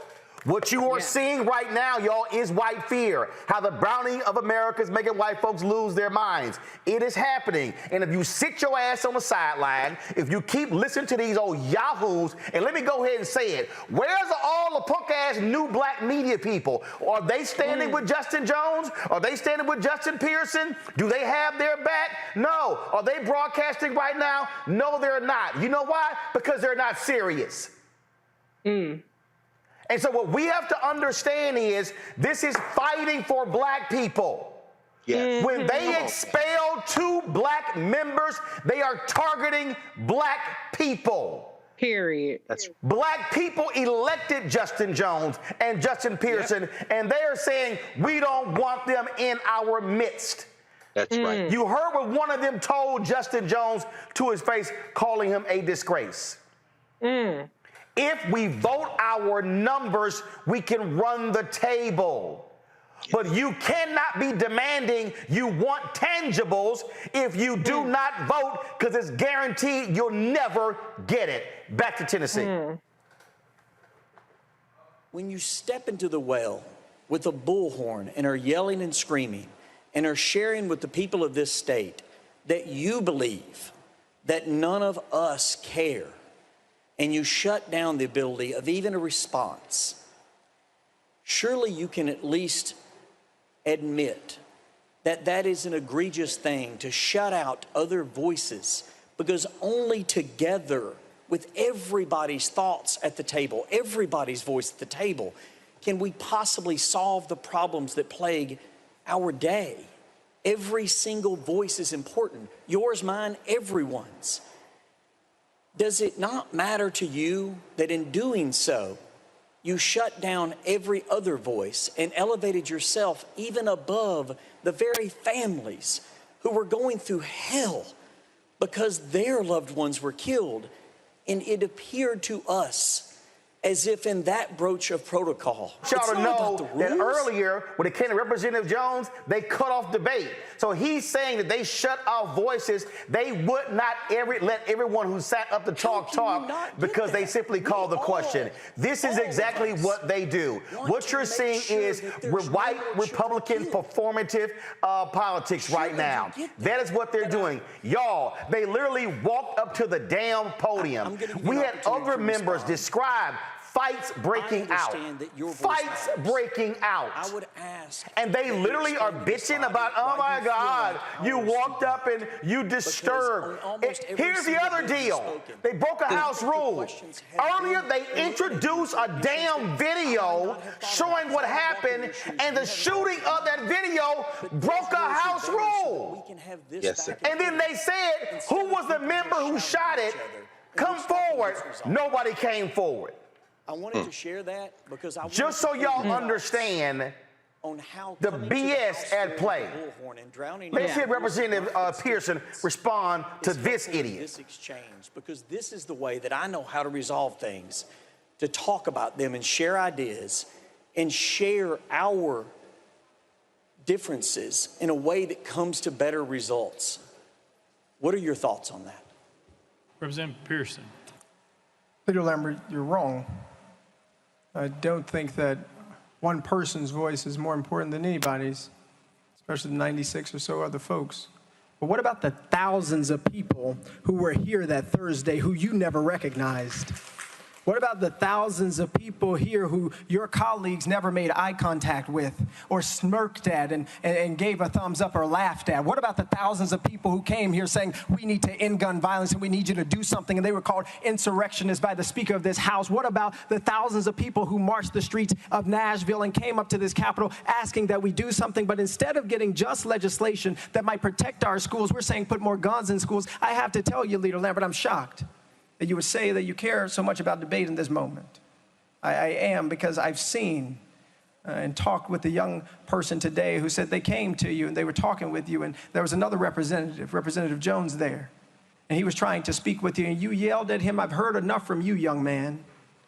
You said that to another equal member of this body. And so it is hard for me to now listen to you, a person who has yet to put forward legislation that I believe or that I think has had the true input of other members of this House and other members of this body's input that could actually help protect and save our communities. I haven't heard you talk about the red flag gun laws that you're ready to propose. I haven't heard you talk about the gun storage bills that you're ready to propose. I haven't heard you talking about those things or putting resources or money towards our communities that are suffering from gun violence. I haven't heard you do those things just yet. And so it is very difficult for me to stand here now for you to think that I am trying to elevate myself above the people who were killed at Covenant or my own people, like Dr. Yvonne Nelson or Larry Thorne or T.J. Crutcher. It's really difficult for you to look me in the eye and tell me that I'm putting myself above people who have been killed by gun violence, who I know personally and who I don't know personally but advocate for. When in this House, on that day when we returned, instead of putting forward just legislation, we moved on as business as usual. We had only one representative to speak about the shooting at Covenant, and we moved on. So don't tell me, sir, that debate is so important to us when you didn't stand up and tell the speaker, we need to make sure that all members can speak now. Go ahead, Leader Lambert. Leader Lambert, the first 5 ran out. That was his 5. We'll put you back on the list and come back to you. I'm sorry. Sorry. No, we don't. We'll come right back. It's fine.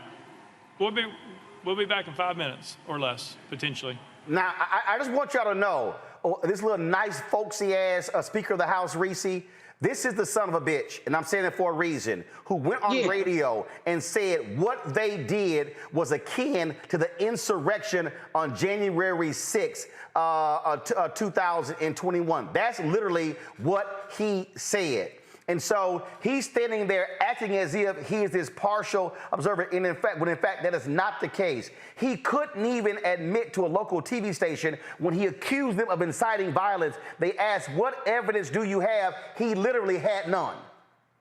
We ain't falling for this all shucks, folksy bullshit that these motherfuckers is trying to pull. Come on, we know what y'all are doing. And now you're trying to act like, oh, well, them's the rules and and try to go by the book. When, you know, any other time, you would have let him go on ahead and keep digging himself into a doggone grave. But I just want to address your earlier point about the White House leadership on this. President Biden did put out a tweet. I haven't seen anything from VP yet, but you are absolutely right. This is the time where they need to be showing real leadership on this. This is the time where they need to be sounding the alarm. It should not only happen when dead kids are on the news. This is literally fascism happening in front of our eyes. You don't have to wait until you can charter gas up Air Force One or Air Force Two and get down there. Get on TV right now. Get on TV right after this has concluded and bring more attention to this and to the celebrities out there that are going to hashtag it. Don't wait till the t-shirts arrive in the mail and the sweaters and the swag with the Tennessee 3. Don't wait for it to arrive in the mail to say something. Say something right fucking now, because this is an emergency red alarm fire that we're seeing, and it's escalating the more that we let it get away with it. Again, I'm imploring y'all. Y'all have to understand what is going on. We are seeing this in Florida. We're seeing in Florida, they're trying to change election votes. In Texas, they literally are trying to get rid of early voting locations on college campuses. We're seeing what is happening all across this country. Y'all need to understand this is real. And if you sitting around, look, ProPublica just dropped a story today how a billionaire Republican has been flying Clarence Thomas and his wife all around the country to their private resort on their planes. He's had cases before the Supreme Court.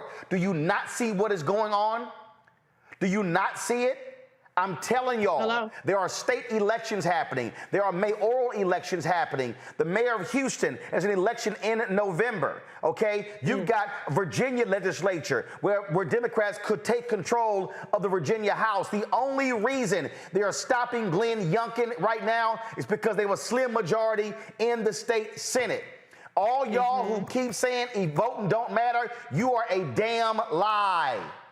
There is not a single issue any of y'all, I don't care who you are. You can call yourself HOTEP, you can call yourself ADOS, you can call yourself FBA, B1, non-aligned, me, Phi, me, any fraternity, any sorority, any group, does not matter. You cannot name me a single issue in America that you care about that politics is not involved in. There is not one. Period. Not one. Not health, not economics, not anything. Politics has a role in it. And if black folks use the power of our vote, our numbers, we can absolutely change the game all across the South. Absolutely. Absolutely. All across the Midwest.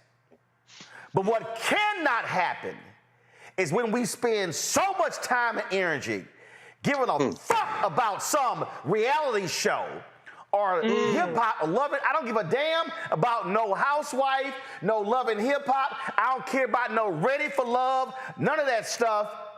When you cannot have your children educated, when they're cutting school menus, when they're cutting free lunches, when they're cutting out things that absolutely matter, when they're not funding Medicaid expansion, when they're not caring about the poor, when they're not doing any of those things, then all of a sudden folks are like, oh my God, what's going on? Because your attention was on the wrong damn thing. Absolutely. What you are seeing live, folks, go back to Tennessee. What you are seeing live is literally Republicans in America saying, we got the power to shut you down, and I don't care what you do. And if y'all think this is the last time you just saw a Democrat go to the Republican side, now they got a supermajority in North Carolina, can override the governor's veto. They have a supermajority in Wisconsin, can override the veto. They have a supermajority in Texas, a supermajority in Mississippi, a supermajority in Alabama, a supermajority in Florida. Come on. Y'all, this is happening in real time. And maybe some of y'all should be like my shirt, I'm not the right kind of black. Let's go back to Justin. We are in a movement rooted in love. The movement for justice, the movement to end gun violence, the movement to end poverty, to ensure every kid gets good education, the movement to ensure everybody has access to health care. It's rooted in love because it's rooted in the belief that every person has value. And I know that that's countercultural or that's subversive to some people's way of thinking, but it is rooted in love. And that is how we can, and that is the way we must operate. But I want to speak to this because I don't know what's going to happen. But I'll promise you that it's all right with me. What I will say is that those silences that my colleague is talking about, it's an institutional problem. And I see a lot of chairmen here talking and a lot of other leaders here of the party that's in positions of power right now. And I'm really speaking to the chair folk. Y'all have a responsibility to make sure your committees still are democratic. I've watched the committee hearings, and oftentimes, you get folks calling the question before any other colleague gets to ask any question, even when they have valid points. You get folks, I came up here last year fighting for this environmental justice legislation. We had 6 people who were supposed to speak on the committee, and it turned into miraculously just 2. Upholding the ideal that all of us want for democracy, the idea that folks died for and that they fought for and that they cried for and that they gave their lives for. Folk like my granddaddy who fought in World War II in Vietnam, folk who have given and sacrificed for this country. The responsibility to hold together this democracy does not just fall on the hands of the people who are being persecuted. It's actually the people who are in positions of power. Because when you don't, you abuse the power. And this resolution sponsored, this is, in my eyes and many folks' eyes, an abuse of power. But I would say to you, no matter what happens, I'm all right. But I want y'all to know who remain. That each of you have an obligation to stop turning the people's house into your own club. That the folks who sit in committees with you, who got elected just like you, who swore the same oath that you swore, they deserve a voice in these committee rooms, and we deserve a voice on this House floor. The erosion of democracy in the state legislature is what got us here. It wasn't walking up to the well. It was being disruptive to a status quo that silences the minority. And it is wrong. And the people in this state and the people across the country and the world, whoever's watching, are wanting to see a change. Just because you have power doesn't give you the right to abuse it. Because even if I disagree with your constituents on political issues, I do agree on the principle for which my ancestors fought and died, which is that they would have a democracy. A democracy, as one said, that is governed by the people and for the people, not one that's governed by ideas and principalities and beliefs and ideological divides that try and silence folk. It's horrible that someone who got elected just like you can't even get a good morning from you. Somebody who got elected just like you can't speak in committee sitting next to you. But then you come here to persecute me and tell me you just don't understand the rules of debate. When I know for a fact this House has not been a place of debate for Democrats. This House has not been a place of debate for people who are transgender. This House has not been a place of debate for people who are LGBTQIA. This House has not been a place of debate for people who are already persecuted in our society. This House ain't even been a place of debate for people who wear beautiful dashikis in honor of their ancestors who made it over. And so it's one thing to hold the ideals up in this moment, to talk about today, to talk about how good democracy is working in Tennessee in this moment as you prepare to persecute individuals for expulsion. It is one thing to talk about those ideals, but it's another thing to actually be in this House, to see members being misnamed. Folks won't even say. That was your 5. No, that was the new 5. That was the second 5. Sorry. We're going next. Is it parliamentary question? Yeah. What's the question? Mr. Clerk.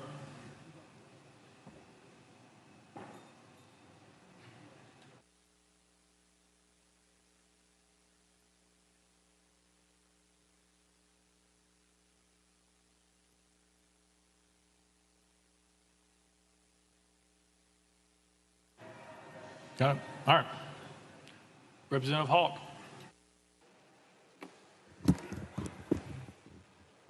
Thank you, Mr. Speaker. I didn't plan to speak today.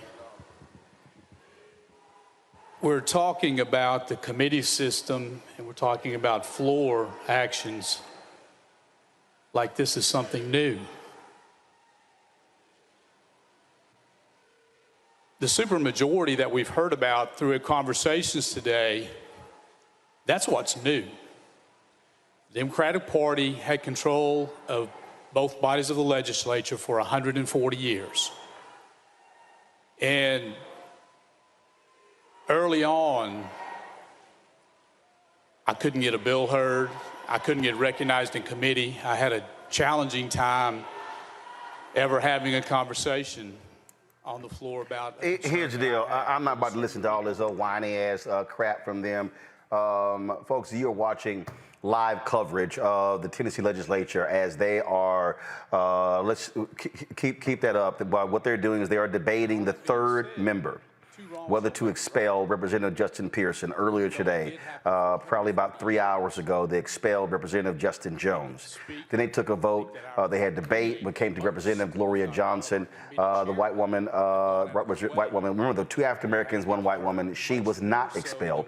Justin was expelled. 72 Republicans voted to expel him. There was a 65 voted to expel Johnson, but they did not meet the threshold for 2/3.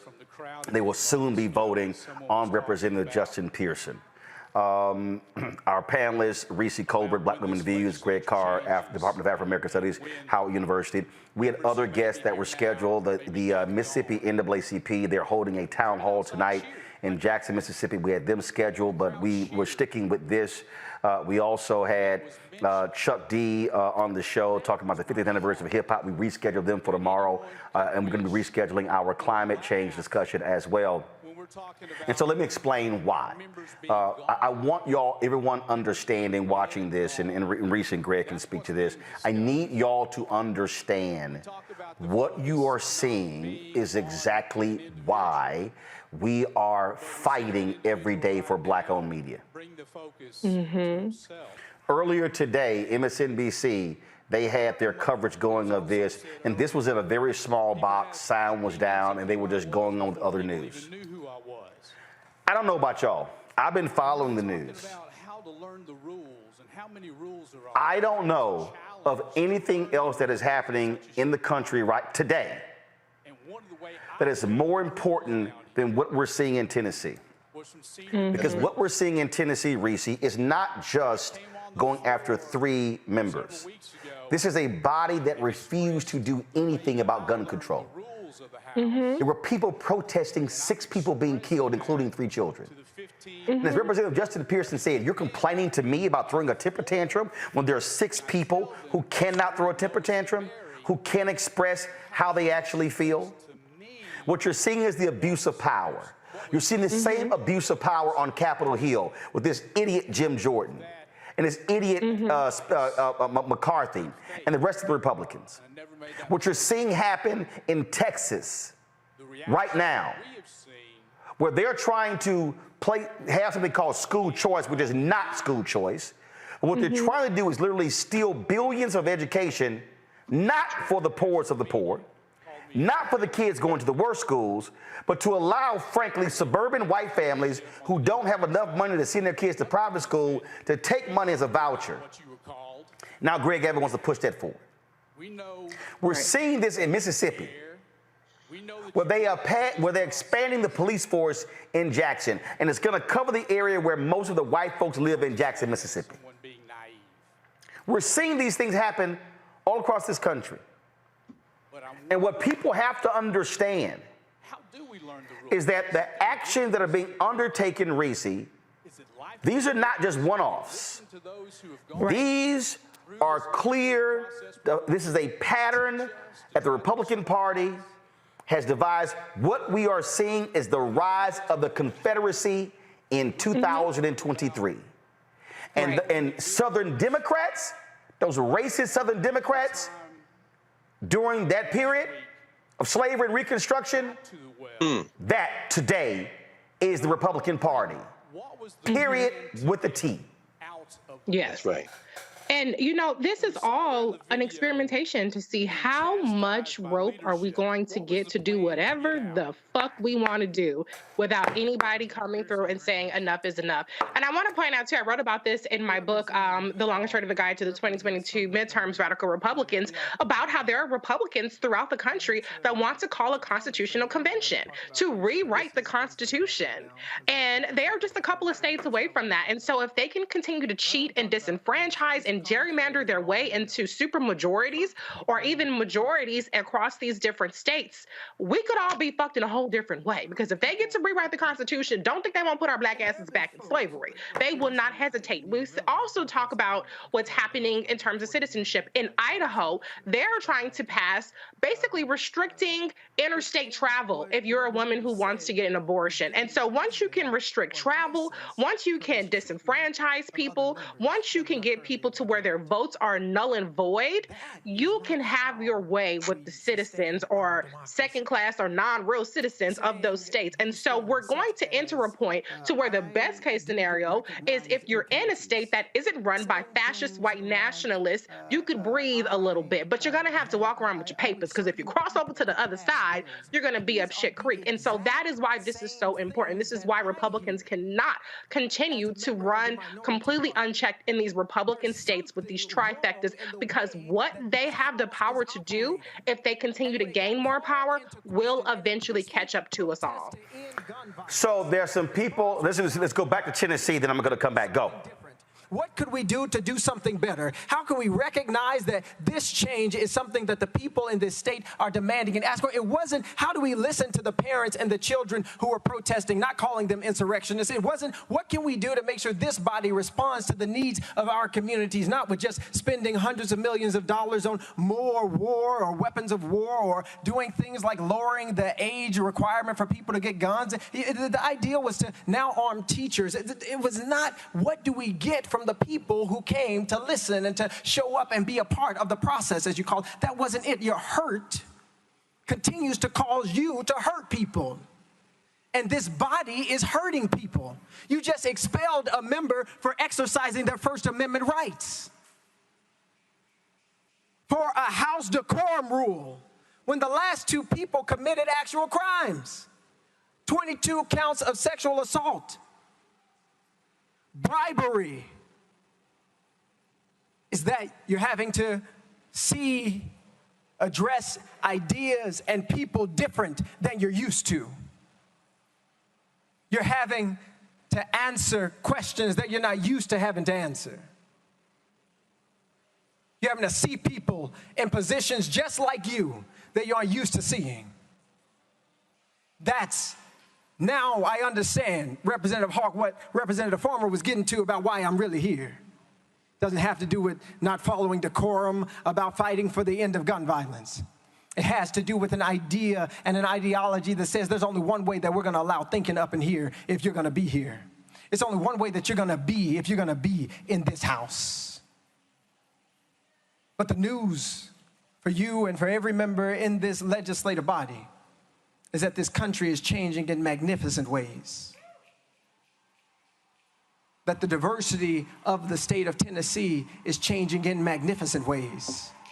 That the voices and the people who are protesting aren't just black folk and ain't just white folk, ain't just rich folk or poor folk. It is a multiracial coalition built on a solidarity dividend that can break any institution that refuses to change. And so, because we need not cling to hurt, I suggest that this institution choose to change. Change the way that it is operating in order for justice to be possible here, for everybody's voice to be treated equitably here. I will say this. Lois DeBerry, Speaker Pro Tem, why was she never the Speaker of this House? She deserved to be Speaker of this House. And the reality is, the reason that she was saying things about decorum and things like that was because she understood that the institution that she was a part of, the institution as the second black woman, I believe, to ever be elected in the Tennessee State Legislature, the way she had to present herself, the things she had to do and say, and the way she had to look was so important because black folk wouldn't get respected otherwise, because white folks wouldn't respect them. They'd call them boy, they'd call them girl instead of chairperson or Speaker Pro Tem. All right. Representative Towns.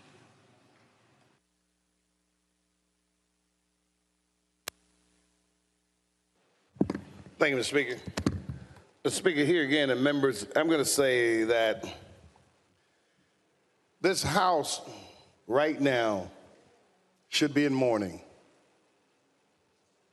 We really should be in mourning after the incident at Covenant with the 6 beautiful souls that untimely transitioned.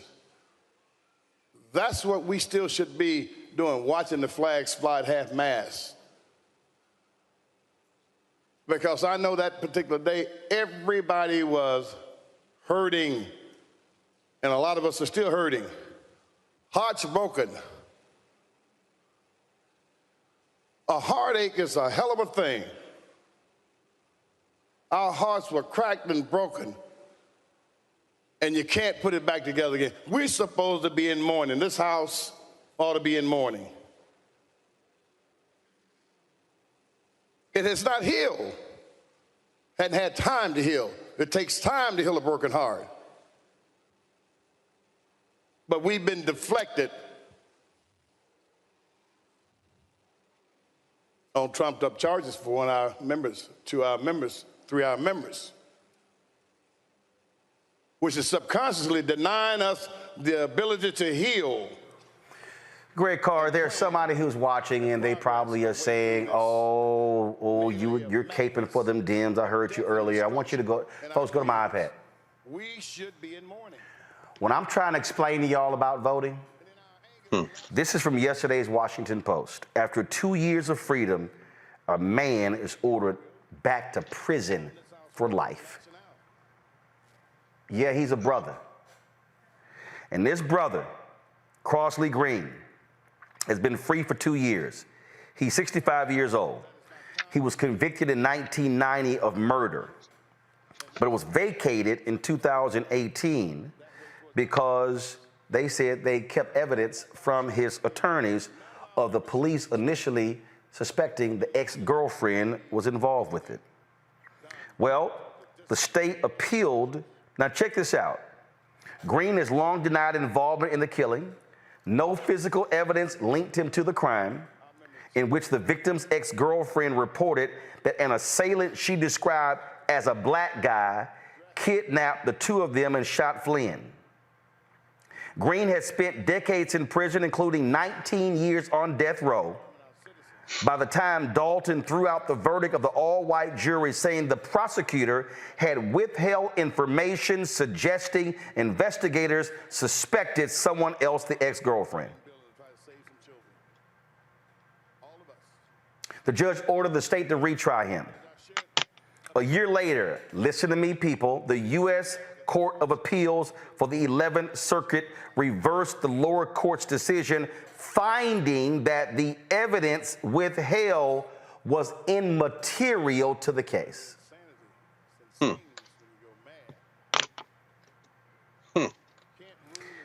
They asked for him to remain on house arrest. The court said no. The Supreme Court refused to hear the case. The judge said there is no further lawful basis upon which to continue Green's release. Now, those of you who are watching, you might be saying, well, I don't really understand, Roland, how you trying to connect this thing to Tennessee and the voting. The 11th Circuit is federal. That's right. That means they are appointed by the president. They are confirmed by the United States Senate. The Supreme Court is appointed. They are appointed by the president, confirmed by the United States Senate. And so depending upon who the judges are, more than likely, if you have a Democratic president and a Democratic United States Senate, you likely are going to get judges who might say, my goodness, wait a minute. This man has spent all of these years in prison. There's no physical evidence linking him to the crime, and he is literally going to spend the rest of his life in prison. The only recourse available, y'all, is if the governor of Florida, pardons him. And we know that is not going to happen. Greg, there are numerous Greens across the country. And for the people who sit here and you caping for the Democrat, you the shield for the Democrats, what if that was your uncle? What if that was your daddy? What if that was your nephew or your brother or your cousin? I'm damn sure you would hope there are some judges who would say, let's take a look at this evidence again, as opposed to a man being in prison. But we got folk out there who would rather listen to fools say don't vote, while this brother is going back to prison for the rest of his life.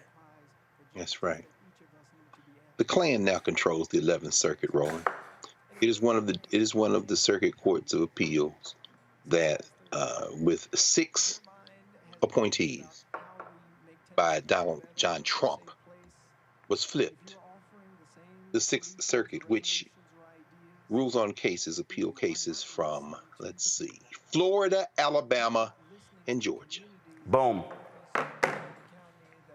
Voting doesn't matter, folk.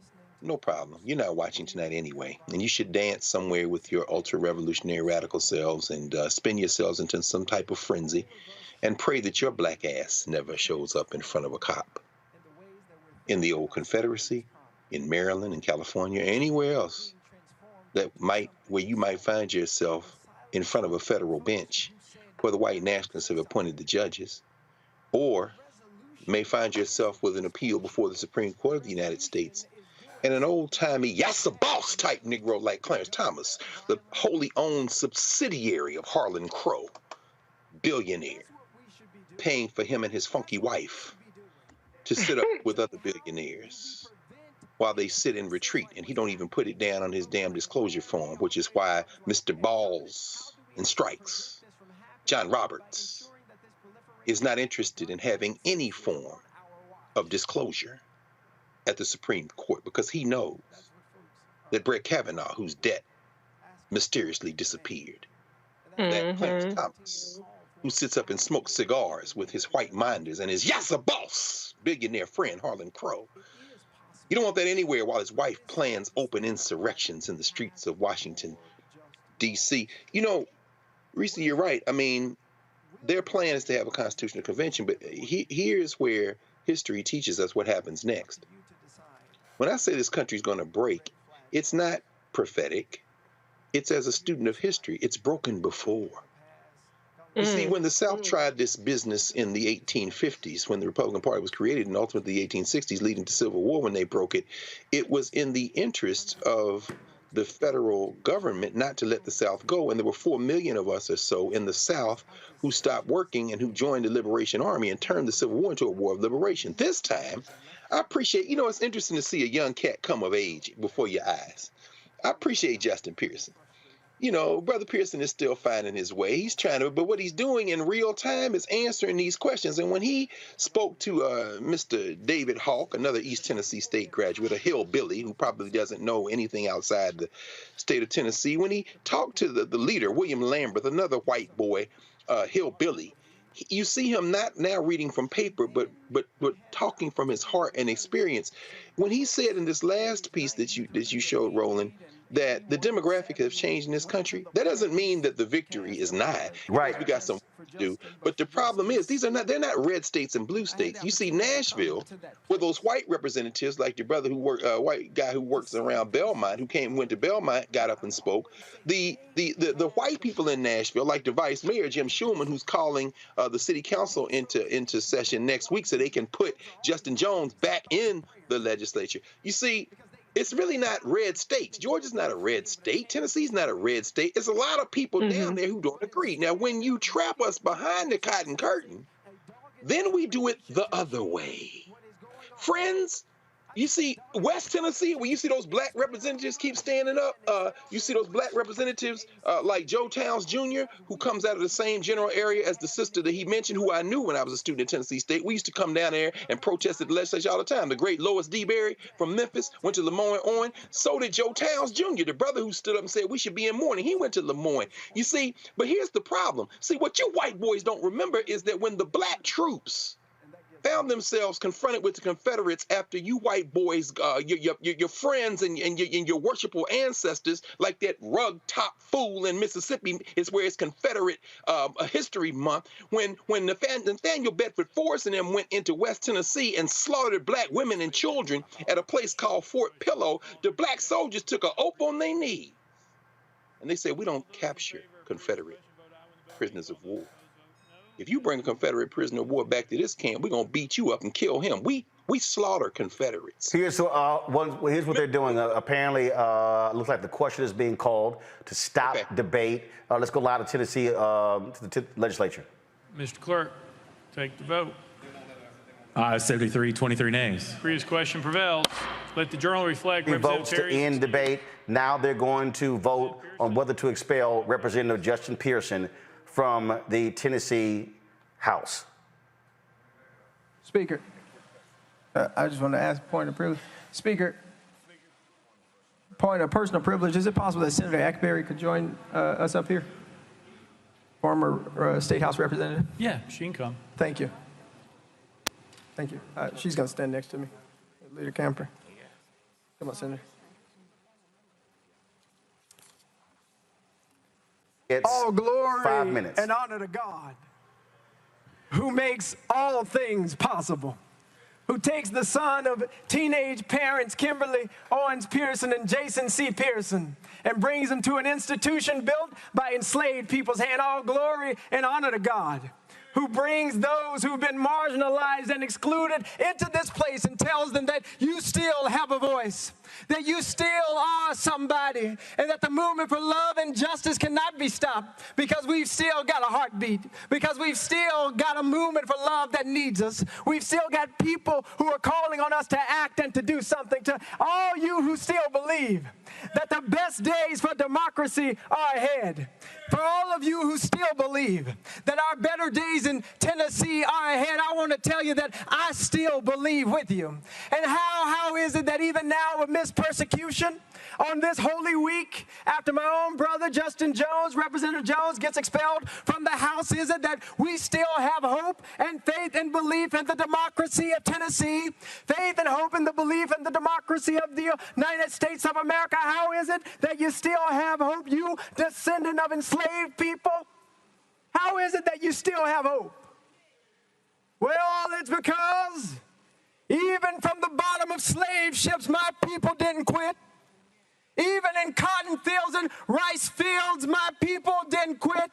Even when they were whipped and chained and told they had no name, my people didn't quit.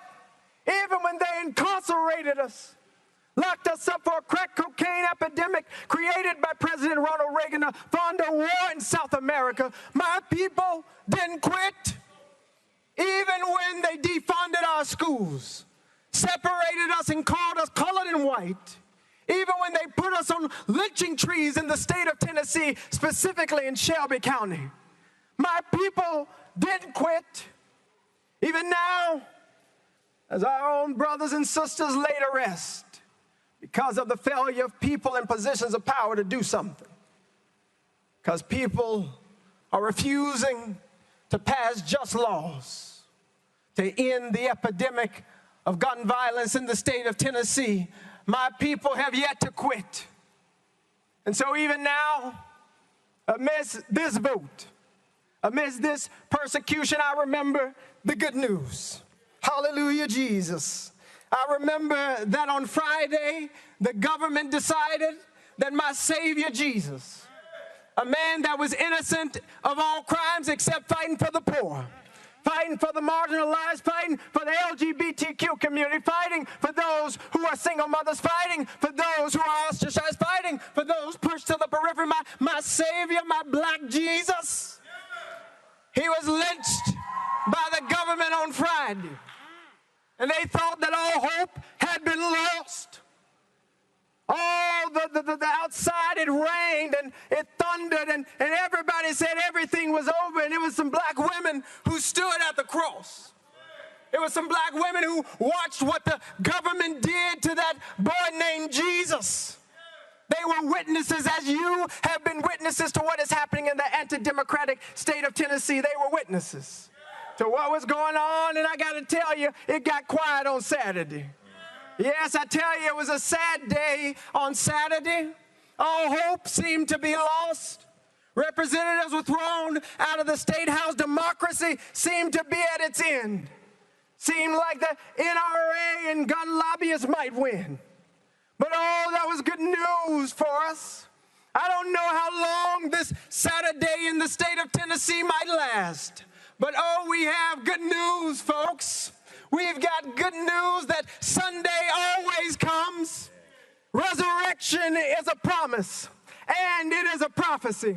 It's a prophecy that came out of the cotton fields. It's a prophecy that came out of the lynching tree. It's a prophecy that still lives in each and every one of us in order to make the state of Tennessee the place that it ought to be. And so I've still got hope because I know we are still here and we will never quit.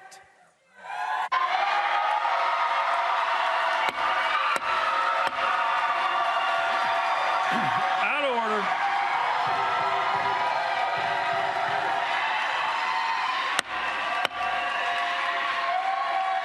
Out of order.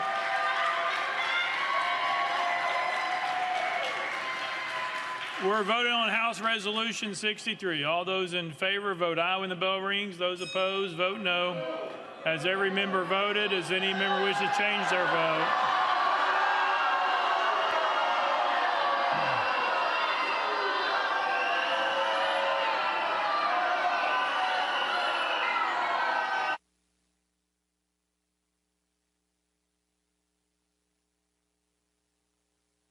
Mr. Clerk, take the vote. Aye, 69, 26 nays. Having received the concurrence of 2/3 of the members to which the House is entitled in the Constitution of the State of Tennessee, House Resolution 63 is hereby adopted. Without objection, the motion reconsider is tabled.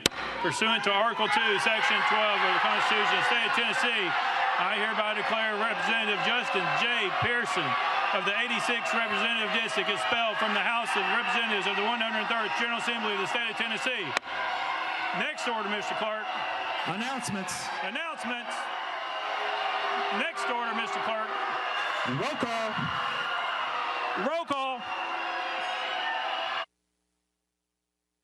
And with that, Representative Justin Pearson expelled by the Tennessee House. He is the second African American expelled today. Let's go live to the there. Mark Thompson, you are there. This is a live picture. Are these members leaving the well, Mark? I don't know if you all can hear me, but this is the chamber. The Republicans are leaving the chamber. I'm right outside the chamber.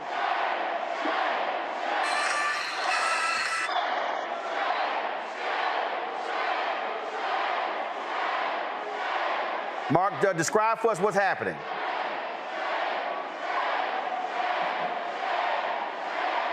It's hard for me to hear, but I'm sending you these pictures.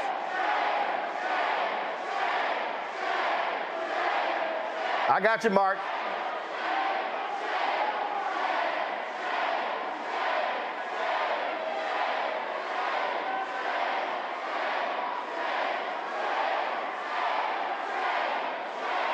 I don't know if you all can hear me, Roland. I can't hear you at all. Yeah, Mark, go ahead. Just keep talking, Mark. We got you. Right outside the House chamber.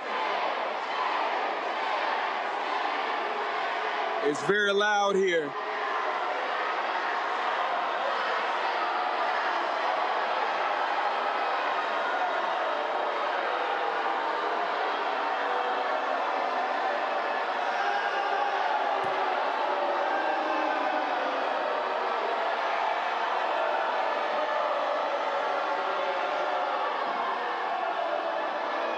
Thank you, brother. Appreciate you, man.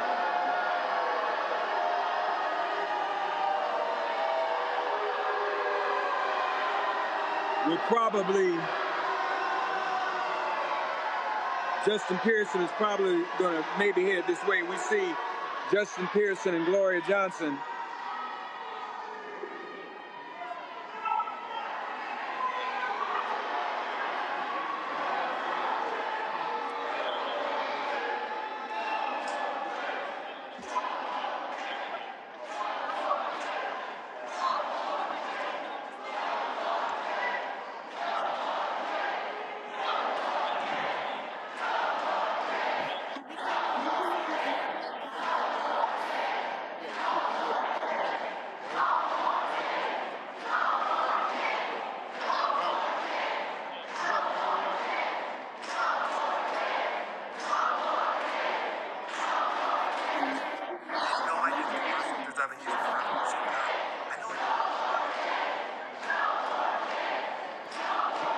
All right, Justin.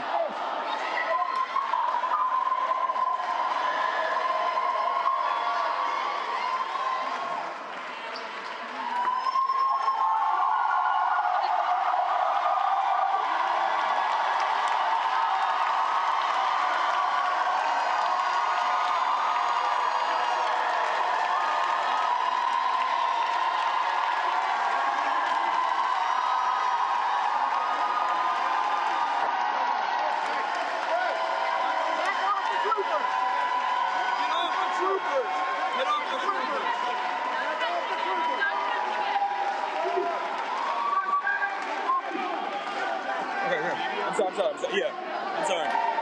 This is the die-in, folks. Right out here in the rotunda. The House of Representatives, because they walked out of the first 2 days ago. They walked out and not allowed the Keep moving, sir. Keep moving. Speaker of the House. They did that business, and they also walked out of the first, and 1 week later they were expelled. This is what we were saying.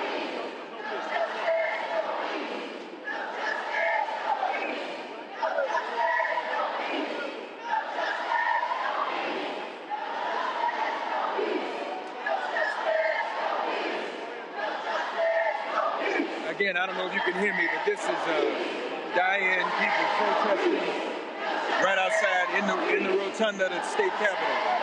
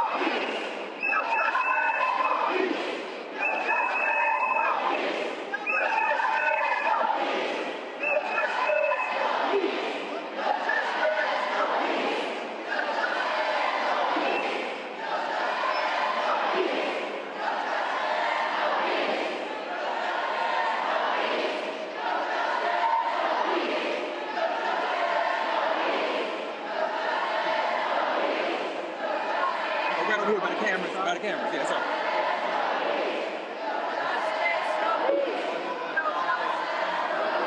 Excuse me, y'all. Excuse me, guys. Excuse me.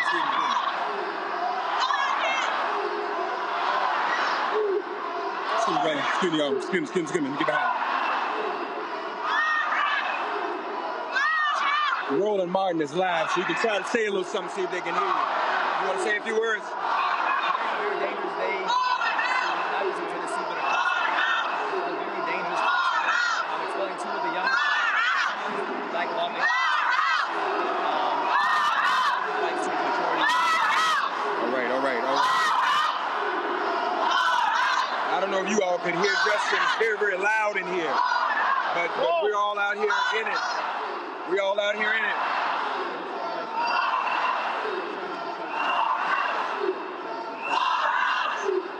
Hey man, what's up? What's up, brother? I'm calling. Your number's still the same? Yeah. I'm gonna hit you up. All right. I just got in last night. Okay, all right. Okay. These are some of the representatives, some of the black representatives in the Tennessee House.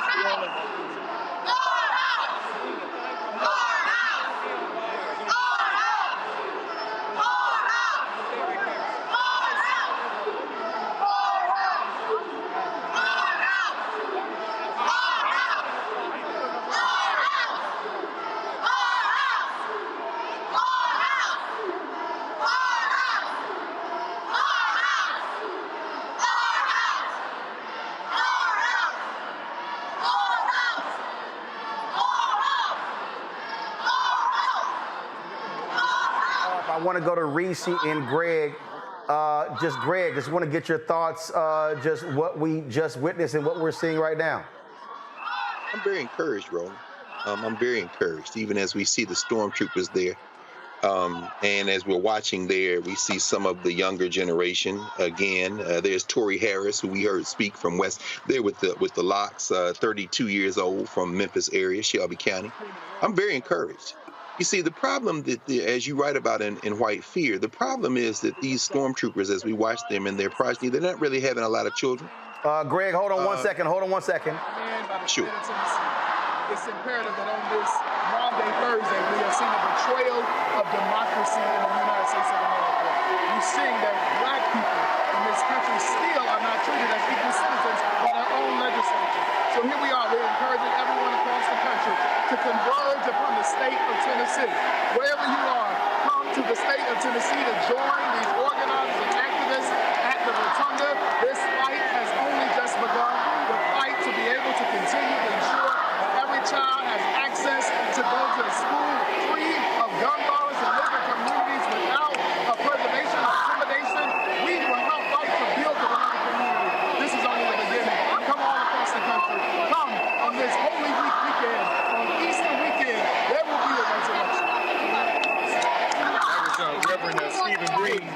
We are here in the rotunda. Again, I hope you all can hear it as best you can. Y'all need to have breaking news. You need to have that. But people are here demonstrating. I don't think anybody plans to leave. We will see whether or not we're going to engage in any civil disobedience, quite frankly. And again, I'm sorry if you all are talking to me, I can't hear. But we're here with Justin Jones, my brother, and I would say that there are hundreds of demonstrators here in this rotunda.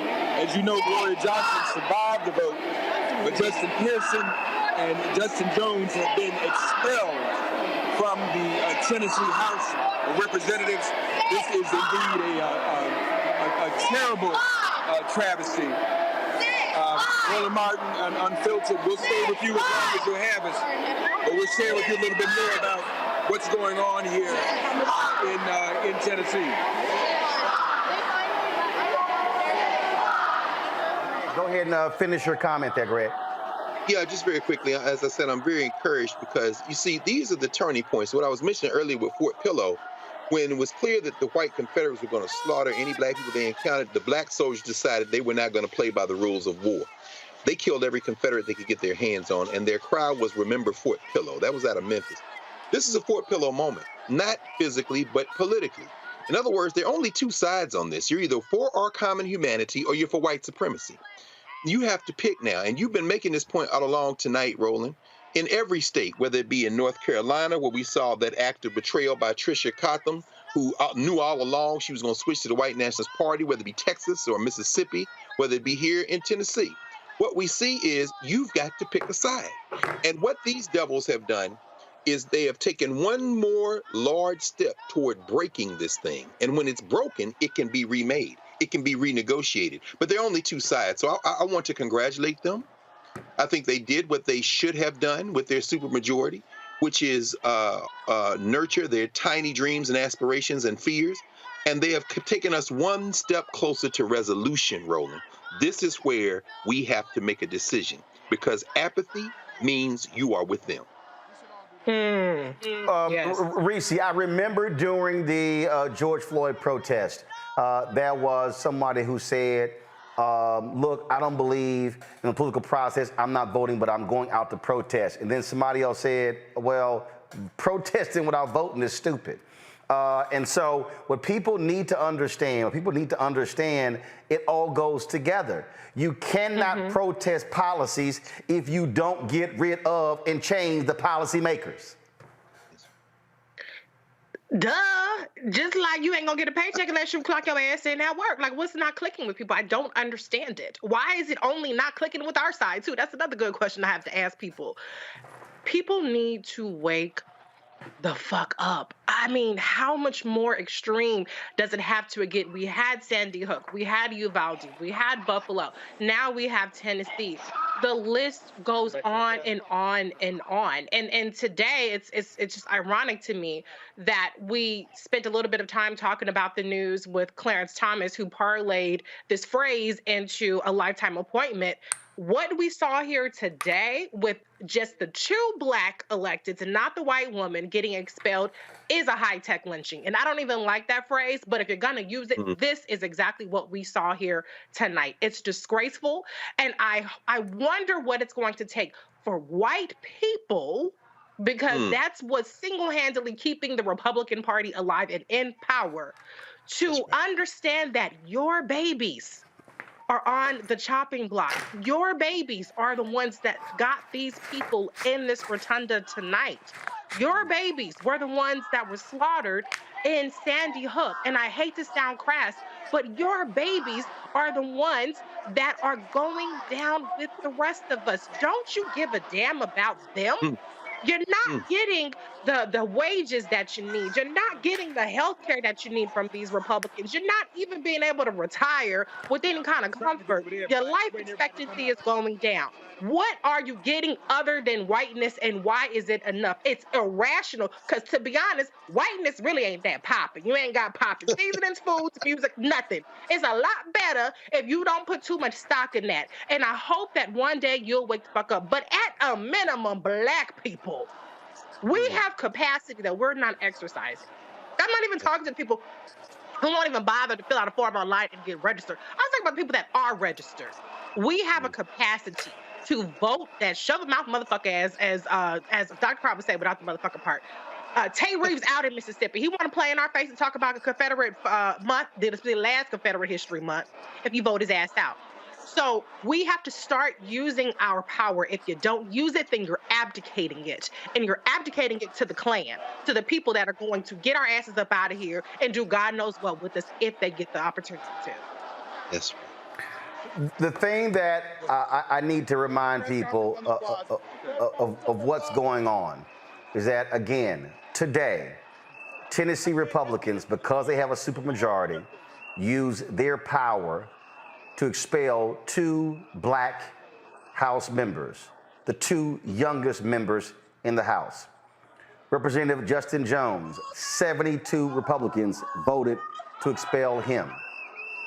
69 Republicans voted to expel Representative Justin Pearson. Both of them are no longer members of the Tennessee legislature. We also know that as a result of this, because Representative Gloria Johnson, who was the third, listen to this here. Let's see if we can we hear part of this news conference?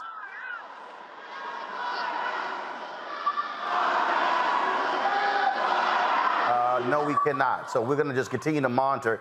We'll stay with the live feed there. So Representative Gloria Johnson, 65 Republicans voted to expel her, but she survived. We don't know what the distinction is. We'll find out why. She was asked about it, and she was like, could be our different skin color.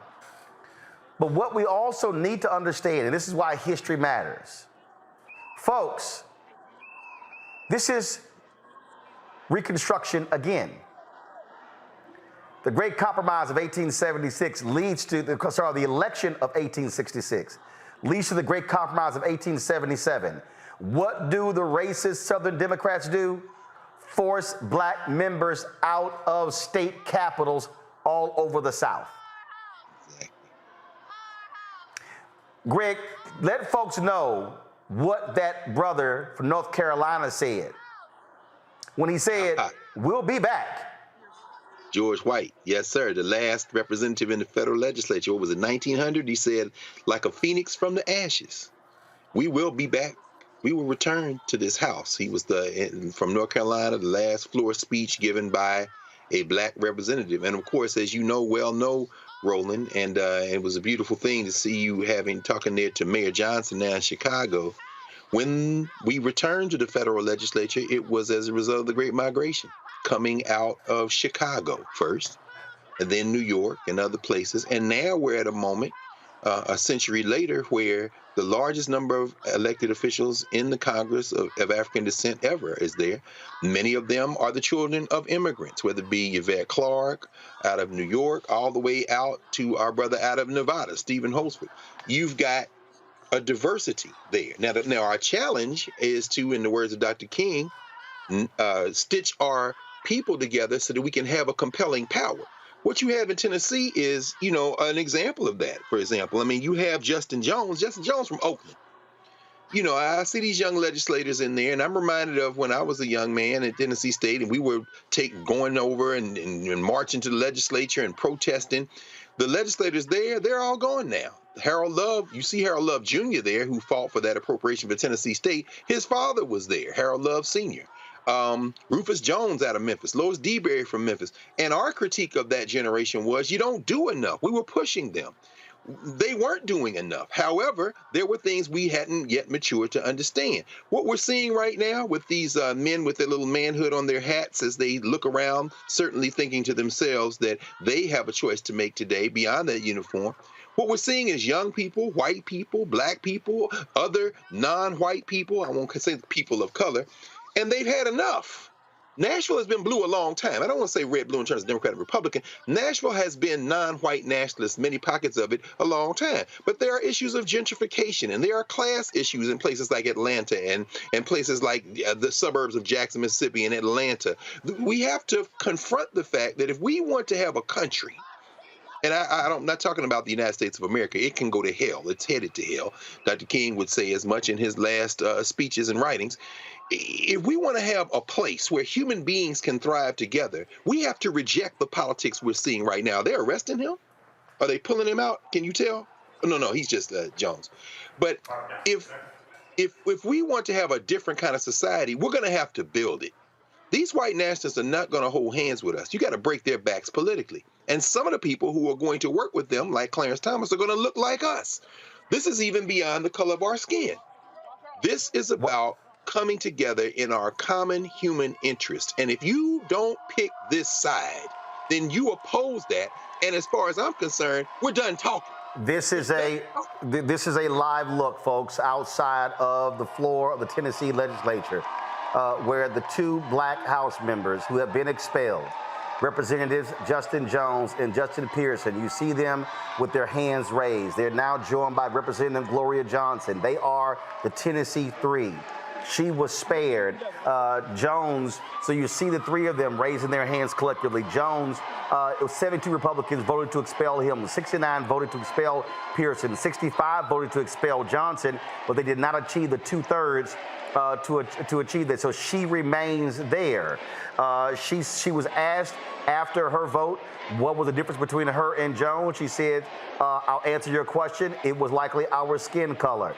You can hear the protesters. They have been there, folks, all day.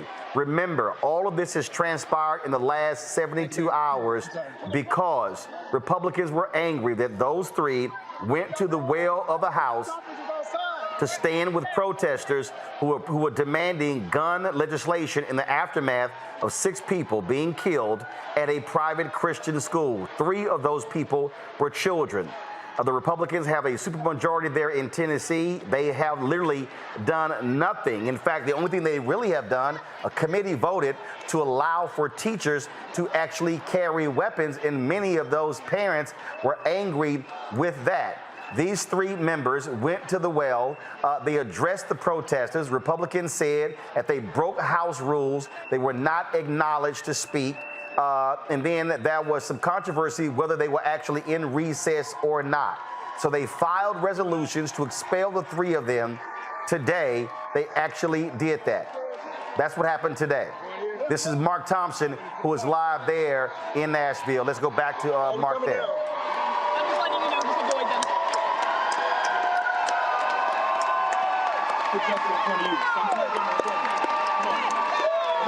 You lead it.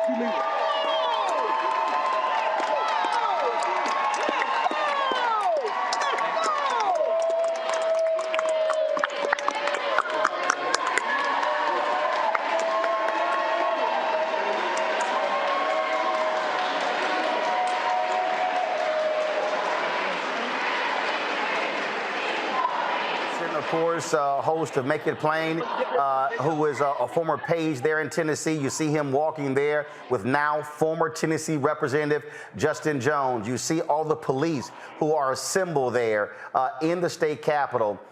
With also the protesters is there as well. It appears as if they literally are exiting the Tennessee House.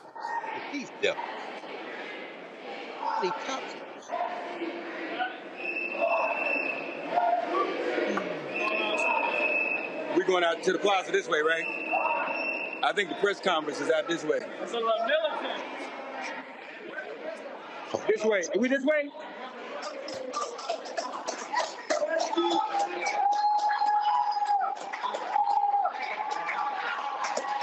Mark, I don't know if you can hear me. Are there plans to have a news conference outside?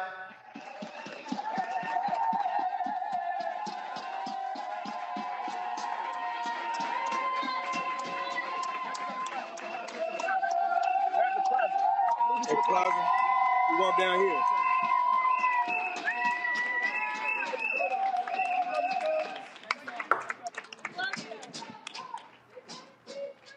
Roland, can you all hear me? Yes, Mark. Yeah, Mark, I can hear you. Go ahead.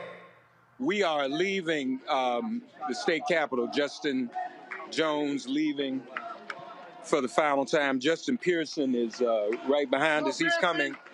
I believe the goal is to head over to the plaza, the legislative plaza, to talk to the press. I'm sorry, you all. I couldn't hear you all, but I guess you were able to describe much of what was going on, and a lot of the protests are still in. You saw all the state troopers, a sea of them, probably waiting to arrest people, but not certain that there'll be any civil disobedience tonight. But this is where we are, and we saw what happened today.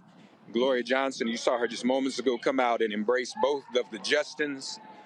She survived the vote, but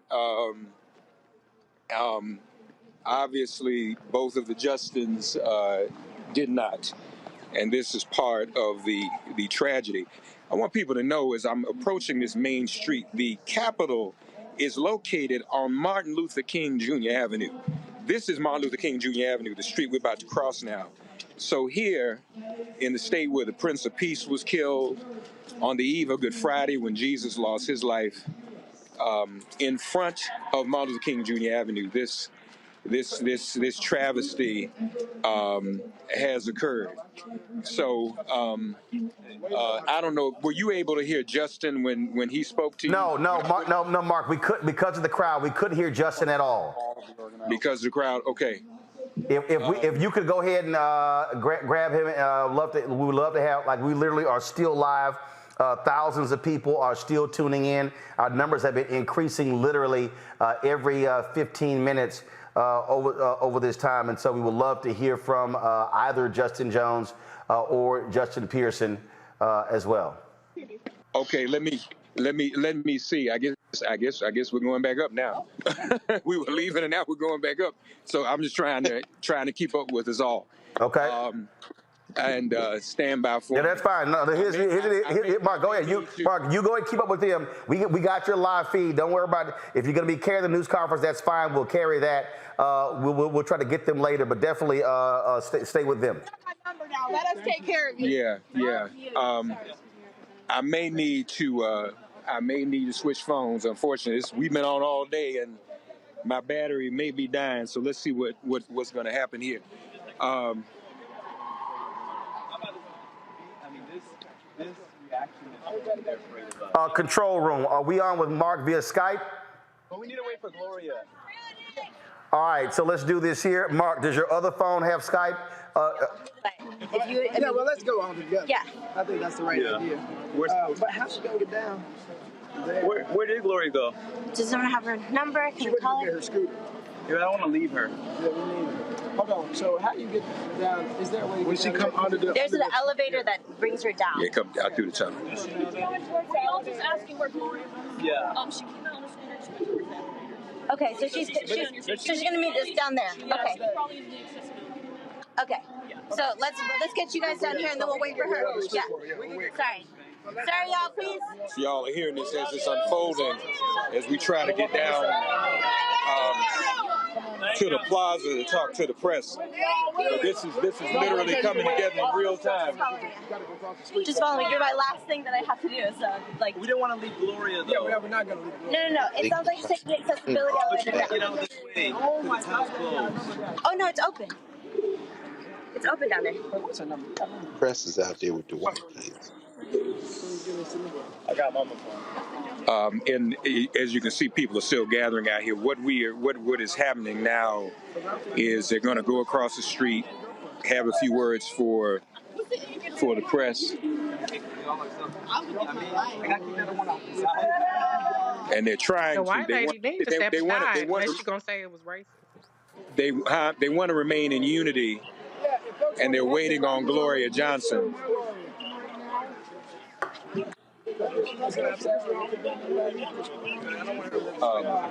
Tell me your number real quick. How much power's on your phone? Yeah.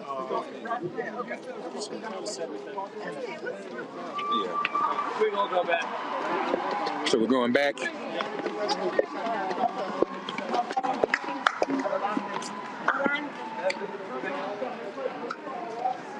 We're going to go get Gloria.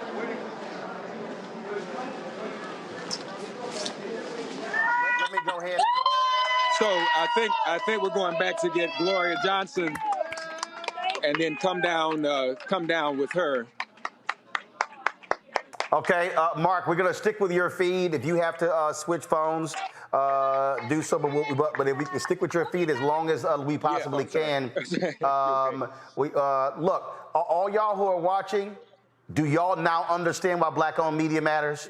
Do you now understand why this platform matters? And I'm going to say it right now. You're watching. You should be supporting this show because this is why we do what we do.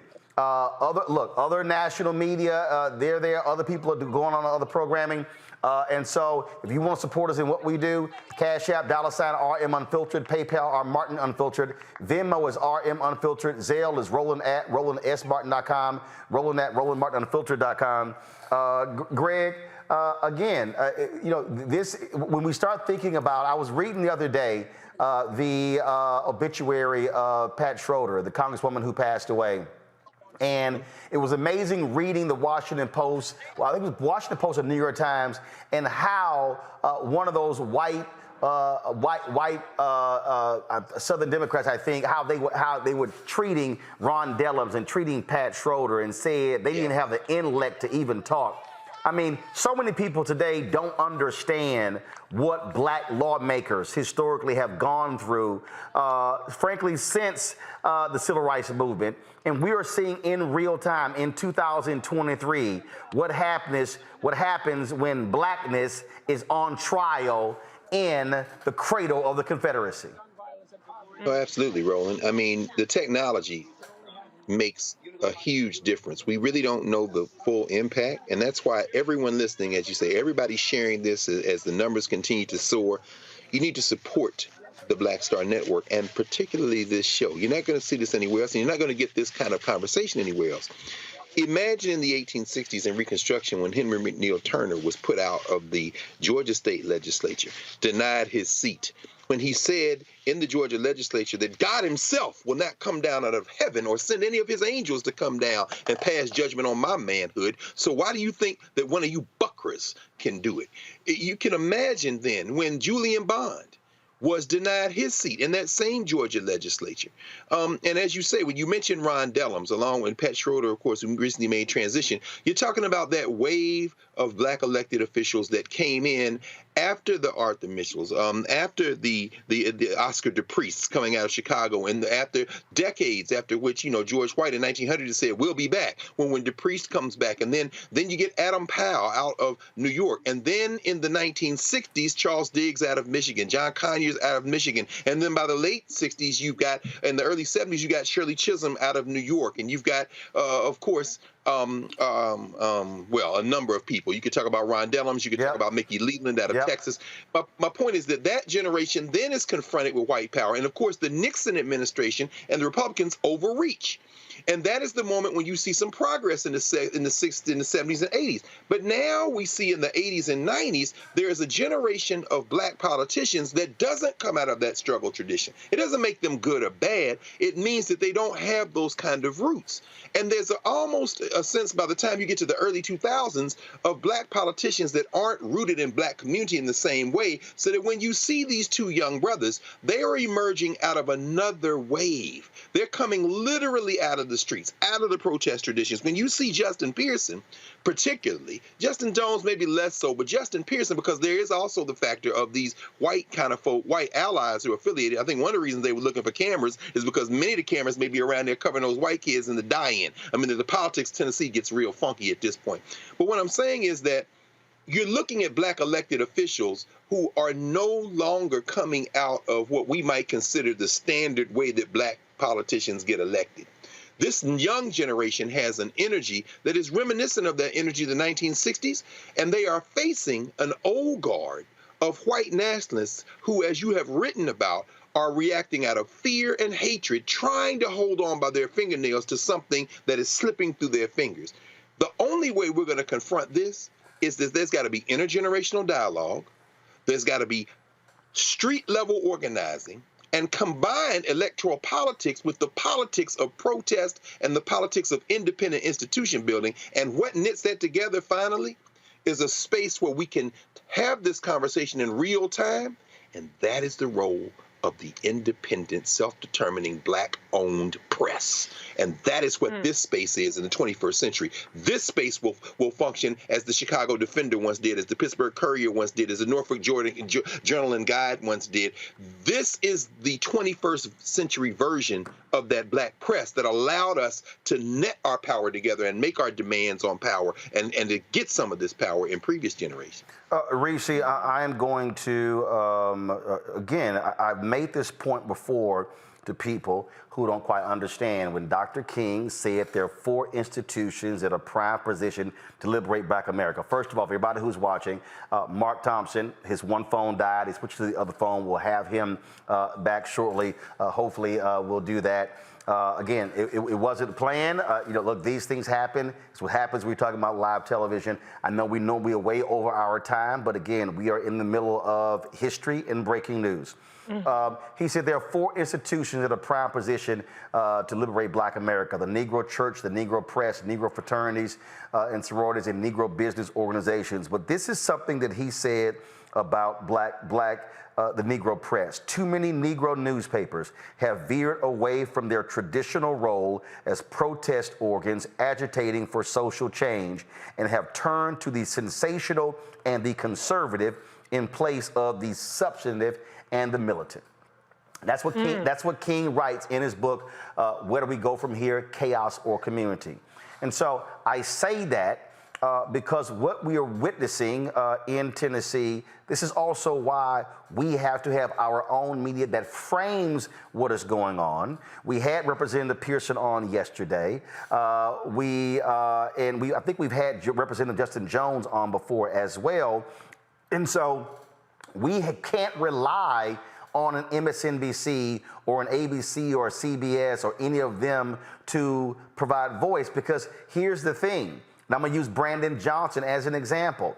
I saw an old clip of Brandon Johnson at a town hall speaking about speaking truth to power. He is now the mayor.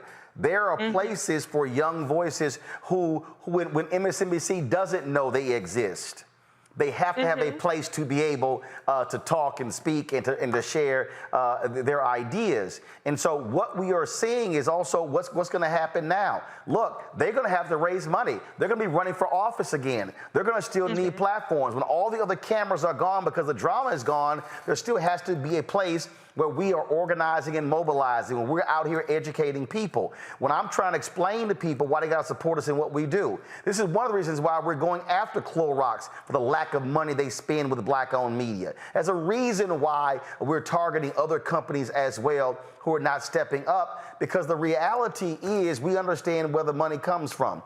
And so we have Black folks who are watching need to understand we cannot be talking about revolution if you don't have revolutionaries, and then if you're hoping that the people who oppose the revolution and the revolutionaries actually fund the revolution and the revolutionaries. It ain't gonna happen. And so we have to understand the power of our own media serves also as a focal point to mobilize and organize.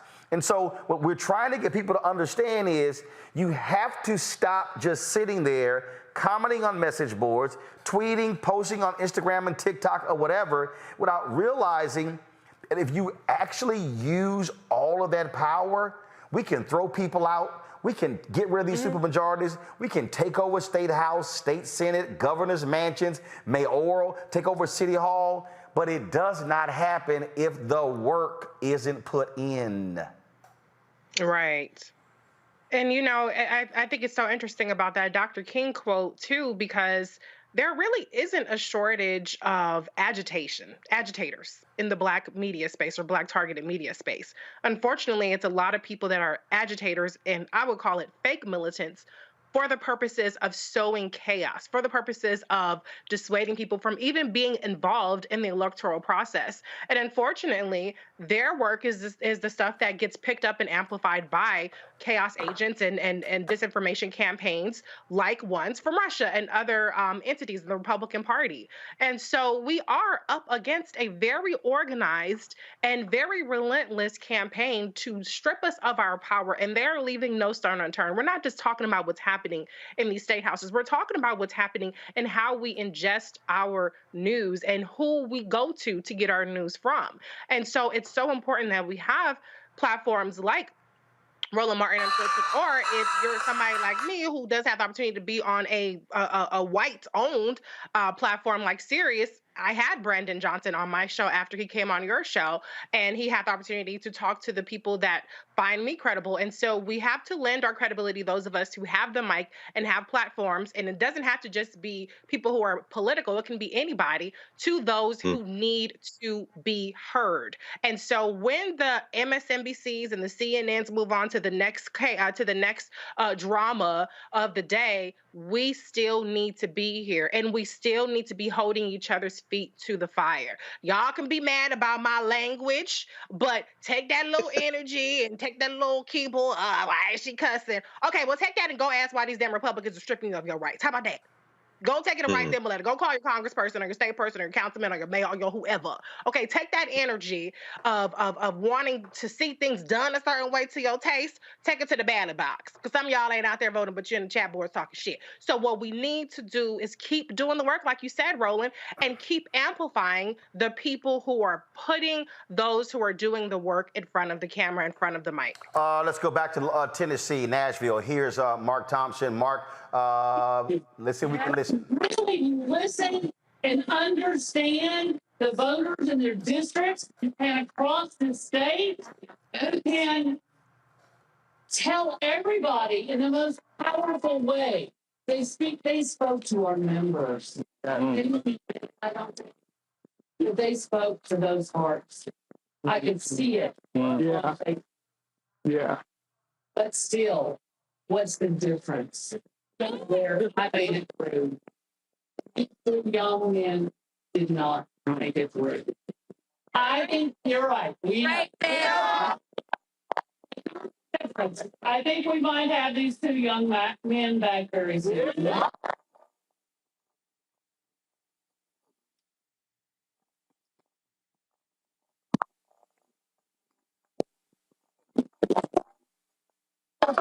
Right now, to get both of them back.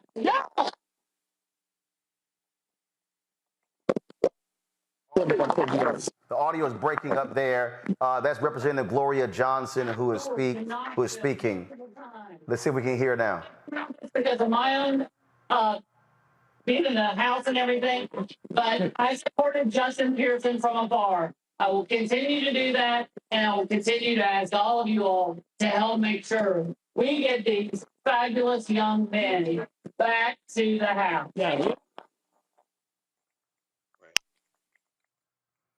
Just for the folks who are watching, you see all the crowd assembled there. Now remember, they are not prohibited from seeking office again. And in fact, the rules also state that if they do what they were expelled for, they can actually do it again and not be expelled. And so just understand that is the case there. Let's go back to Nashville. Hope to see you all here on Monday. Yeah. Session, because every week until the session adjourns, we will return whether we're inside the chamber or outside. Yeah. Non-violence, non-cooperation with the simple majority that we see destroy democracy today. Yeah. A body, a party, a caucus that is majority white, except one member was a little bit confused. Lawmakers. Yeah. Standing with our constituents for demanding that we take action on the crisis of mass shooting. Yeah. Let's do this here. We're having some difficulty hearing that. First of all, control room, check and see if Associated Press actually has a feed of this news conference, please. I'm going to go to, you see the crowd assembled there. It's not just media, it's a number of people who are out there. Reese, Michael Steele just tweeted this. He said, Gen Z is already bringing an entirely different game. When you see what's already begun with David Hogue, Victor, Maxwell Frost, just know the political class in both parties have no clue what to do with them. Nope, they ain't ready for this generation. I am not going to bash the generation. I'm not going to criticize them, but here's what I'm going to say. And that is, you have to mobilize your numbers. The reality is, you can have the numbers, But if they are not mobilized, organized, registered, and then voters, all you simply have are a whole bunch of people self-identifying, Reese. Right. I mean, the bottom line is you got to get your ass out and vote. Point blank in the period. You can tweet all day. You can get stuff trending. K-pop people can get stuff trending. That's really not a big deal. But you have to actually vote. And voting is only going to get more difficult if the Republicans have their way. But we see what happened in Wisconsin when the Democrats actually flipped the Supreme Court there and got a liberal majority, probably likely to to get abortion rights. And so it's really, really important that whatever generation we all don't even know the letters at this point, but these younger folks realize that you have the power. And I know you got student loans that you're upset about. I know that you maybe got to get 2 or 3 jobs at Starbucks and 5 Guys or whatever, but you still have to participate in the electoral process. Because trust me, what your problems are really don't compare to what our ancestors went through. So it's really just being throwing tantrums and just wanting to talk and not be part of the solution. Let's see if we can hear back in Nashville. Let's see.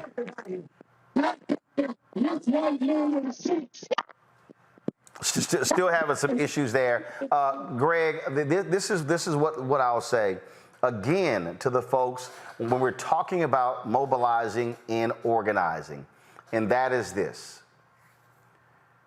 There's a game plan involved. And there are people out there who are millennials, who are Gen Z, who are doing amazing things. They're doing amazing work. They need more. There are Gen Xers out there who are not maximizing their numbers. It has to happen. It has to be, look, there are people who come up to me and they say, man, I want to do what you do. I go, yeah, but do you want to do what I did? And so there's a plan of action. This did not just happen by happenstance. There was a plan. It was organized, and then there was a strategy. And so what we're talking about, what is going on, the Republicans, they are running a playbook. They are running plays. This is about power. They want to win. They can be countered. We saw in Wisconsin, Democrats elected a woman to the state Supreme Court. Now they have a 4-3 majority. Republicans pick up the special election. Now they have a supermajority. They were talking before the election about impeaching her before she even gets on there. That's right. And so, again, you look at what's happening now in North Carolina. Now they have a supermajority there. They can override the governor's veto. Folks didn't vote in 2022. That's how Republicans got control of the Supreme Court. Sherry Beasley lost by 400 votes in 2018. Democrats would have had a 6-1 majority on the Supreme Court. It went to a 4-3 majority. Last election flipped, now 4-3. And so folk have to understand, 400 votes was the difference between a black woman being the Chief Justice of the North Carolina Supreme Court, and Democrats have a 6-1 advantage. 45 years later, now it's 4-3 Republican majority, and now they have supermajority in the House and the Senate, and they are going to use that power. People watching and listening need to understand this is how politics is played, and politics impacts every facet of this society. That's absolutely right, Roland.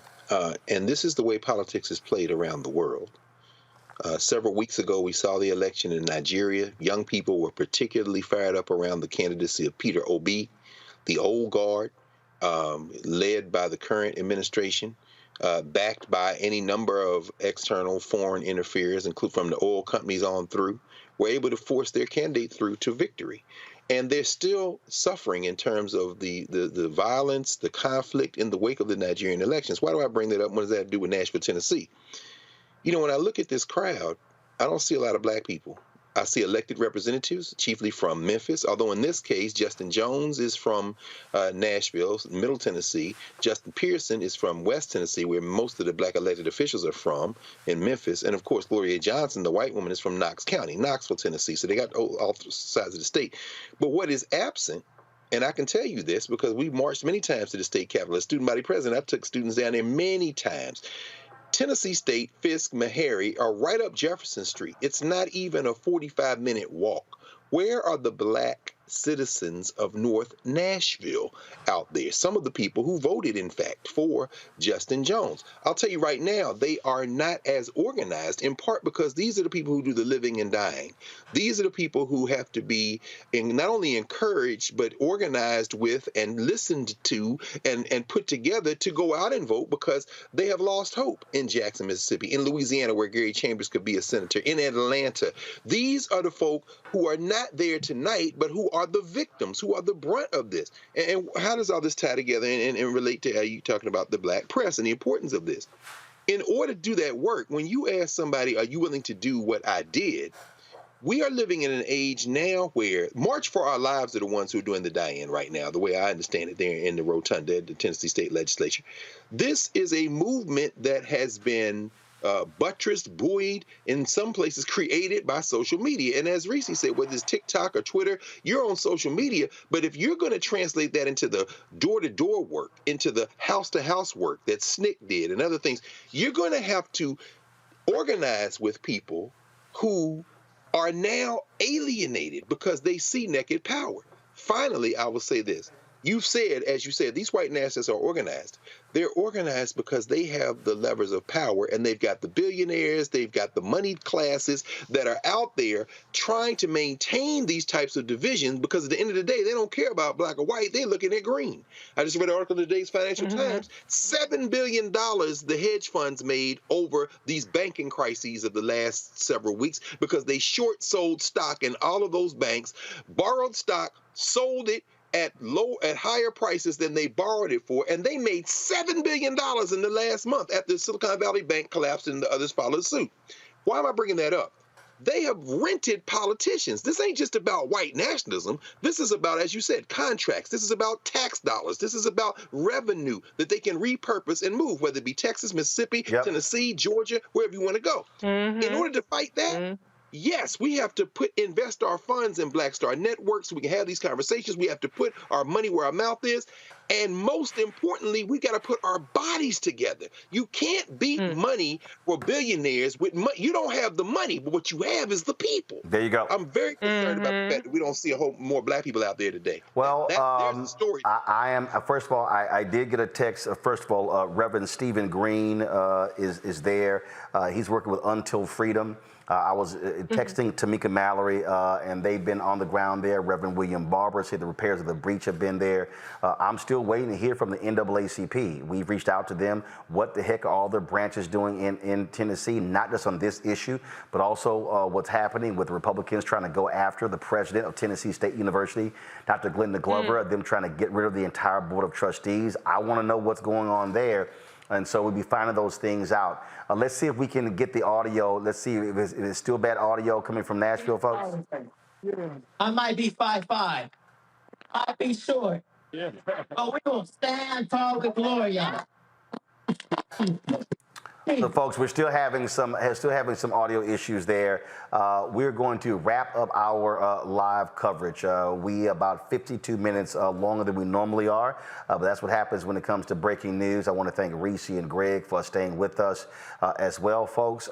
We will continue to cover this story tomorrow. We'll see what happens. I know a little bit earlier. Give me a second. I need to find this. I know President Biden issued a tweet about what's going on there in Tennessee. I'm hopeful, like I say, to me, the smart politics would be to have those three at the White House. To make this up, go to my iPad, please. President Biden said 3 kids and 3 officials gunned down in yet another mass shooting. And what are GOP officials focused on? Punishing lawmakers who joined thousands of peaceful protesters calling for action is shocking, undemocratic, and without precedent.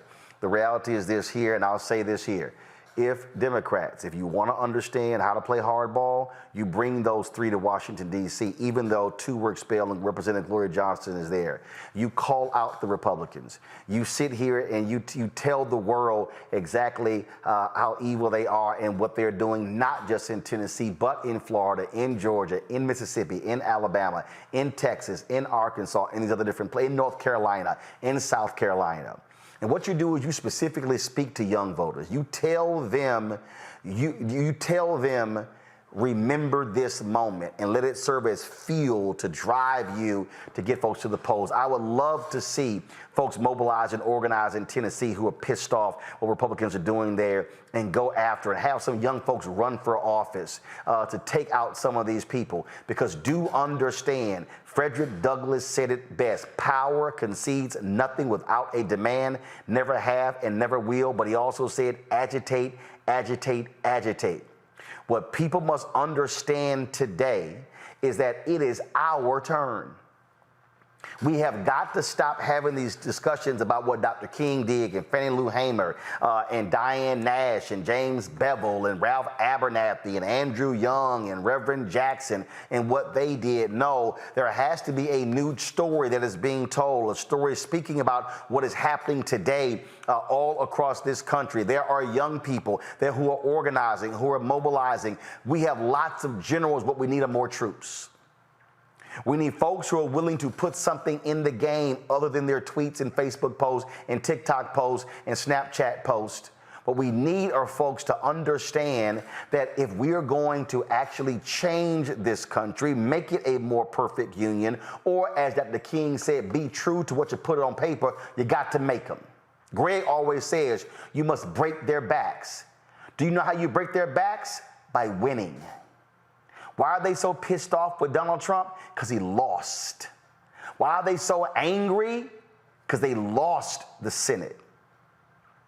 Folks, as Greg, we may not compete with the billionaires, but Brandon Johnson will tell you we can outwork you and still win. This week, we saw what happened in Chicago when Brandon Johnson was elected mayor of Chicago. We saw what happened in Wisconsin when Janet was elected to the Supreme Court there. We also saw what happened with the 55th anniversary of the assassination of Reverend Dr. Martin Luther King Jr. When we move as a collective, we have the ability to change this system. And what does my t-shirt say?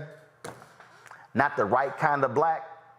See, remember, that was a CNN executive. And just so y'all know, yesterday was the 10th anniversary of me leaving CNN. It was an executive at CNN who told Soledad O'Brien that I wasn't the right kind of black. That's why I had the t-shirt made. It's a whole bunch of us have got to stop being the right kind of black. You heard that Indian American immigrant stand up and tell Representative Jones that he needed to be more appreciative. More appreciative. And he needed to essentially assimilate. And that guy said, oh, I've never had a racial slur uttered at me ever in my life. Well, congratulations. Because many have. Folks, what we are chronicling, literally, is a repeat of what took place after slavery ended. I have been telling you this. The election of Barack Obama caused folks to go, oh my God, this thing is real. Justin Pearson said it. I am telling you, they are fearful of the changing demographics. Make them cry. I said this when Trump was elected. This means war. We are not just in a cultural war. We're not just in an ideological war. We literally are in a war for the soul of America. And folks, let me be perfectly clear. They have never wanted this to be our country. They have never wanted us to be in power. They've never wanted us to be in control. But we now have the opportunity to be their worst nightmare. And that is to be the generation that they always feared. Smarter, faster, better, more efficient, and most importantly, unbought and unbossed. This is our moment. The question is, what are you prepared to do? Folks, support us in what we do. Download the Black Star Network app, Apple phone, Android phone, Apple TV, Android TV, Roku, Amazon Fire TV, Xbox One, Samsung Smart TV. Send your resources. Join our Bring the Funk fan club. Check in money orders. P.O. Box 57196, Washington, D.C. 20037-0196. Cash App, $RM Unfiltered. PayPal, R Martin Unfiltered. Venmo is RM Unfiltered. Zelle, Roland at RolandSMartin.com. Roland at RolandMartinUnfiltered.com. And of course, get my book, because the proceeds of the book go right back into the show, White Fear, How the Browning of America is Making White Folks Lose Their Minds. About it, available bookstores, download the copy on Audible, get it from Amazon, Barnes & Noble, Target, you name it. Folks, I will see you tomorrow right here on the Black Star Network. Ho!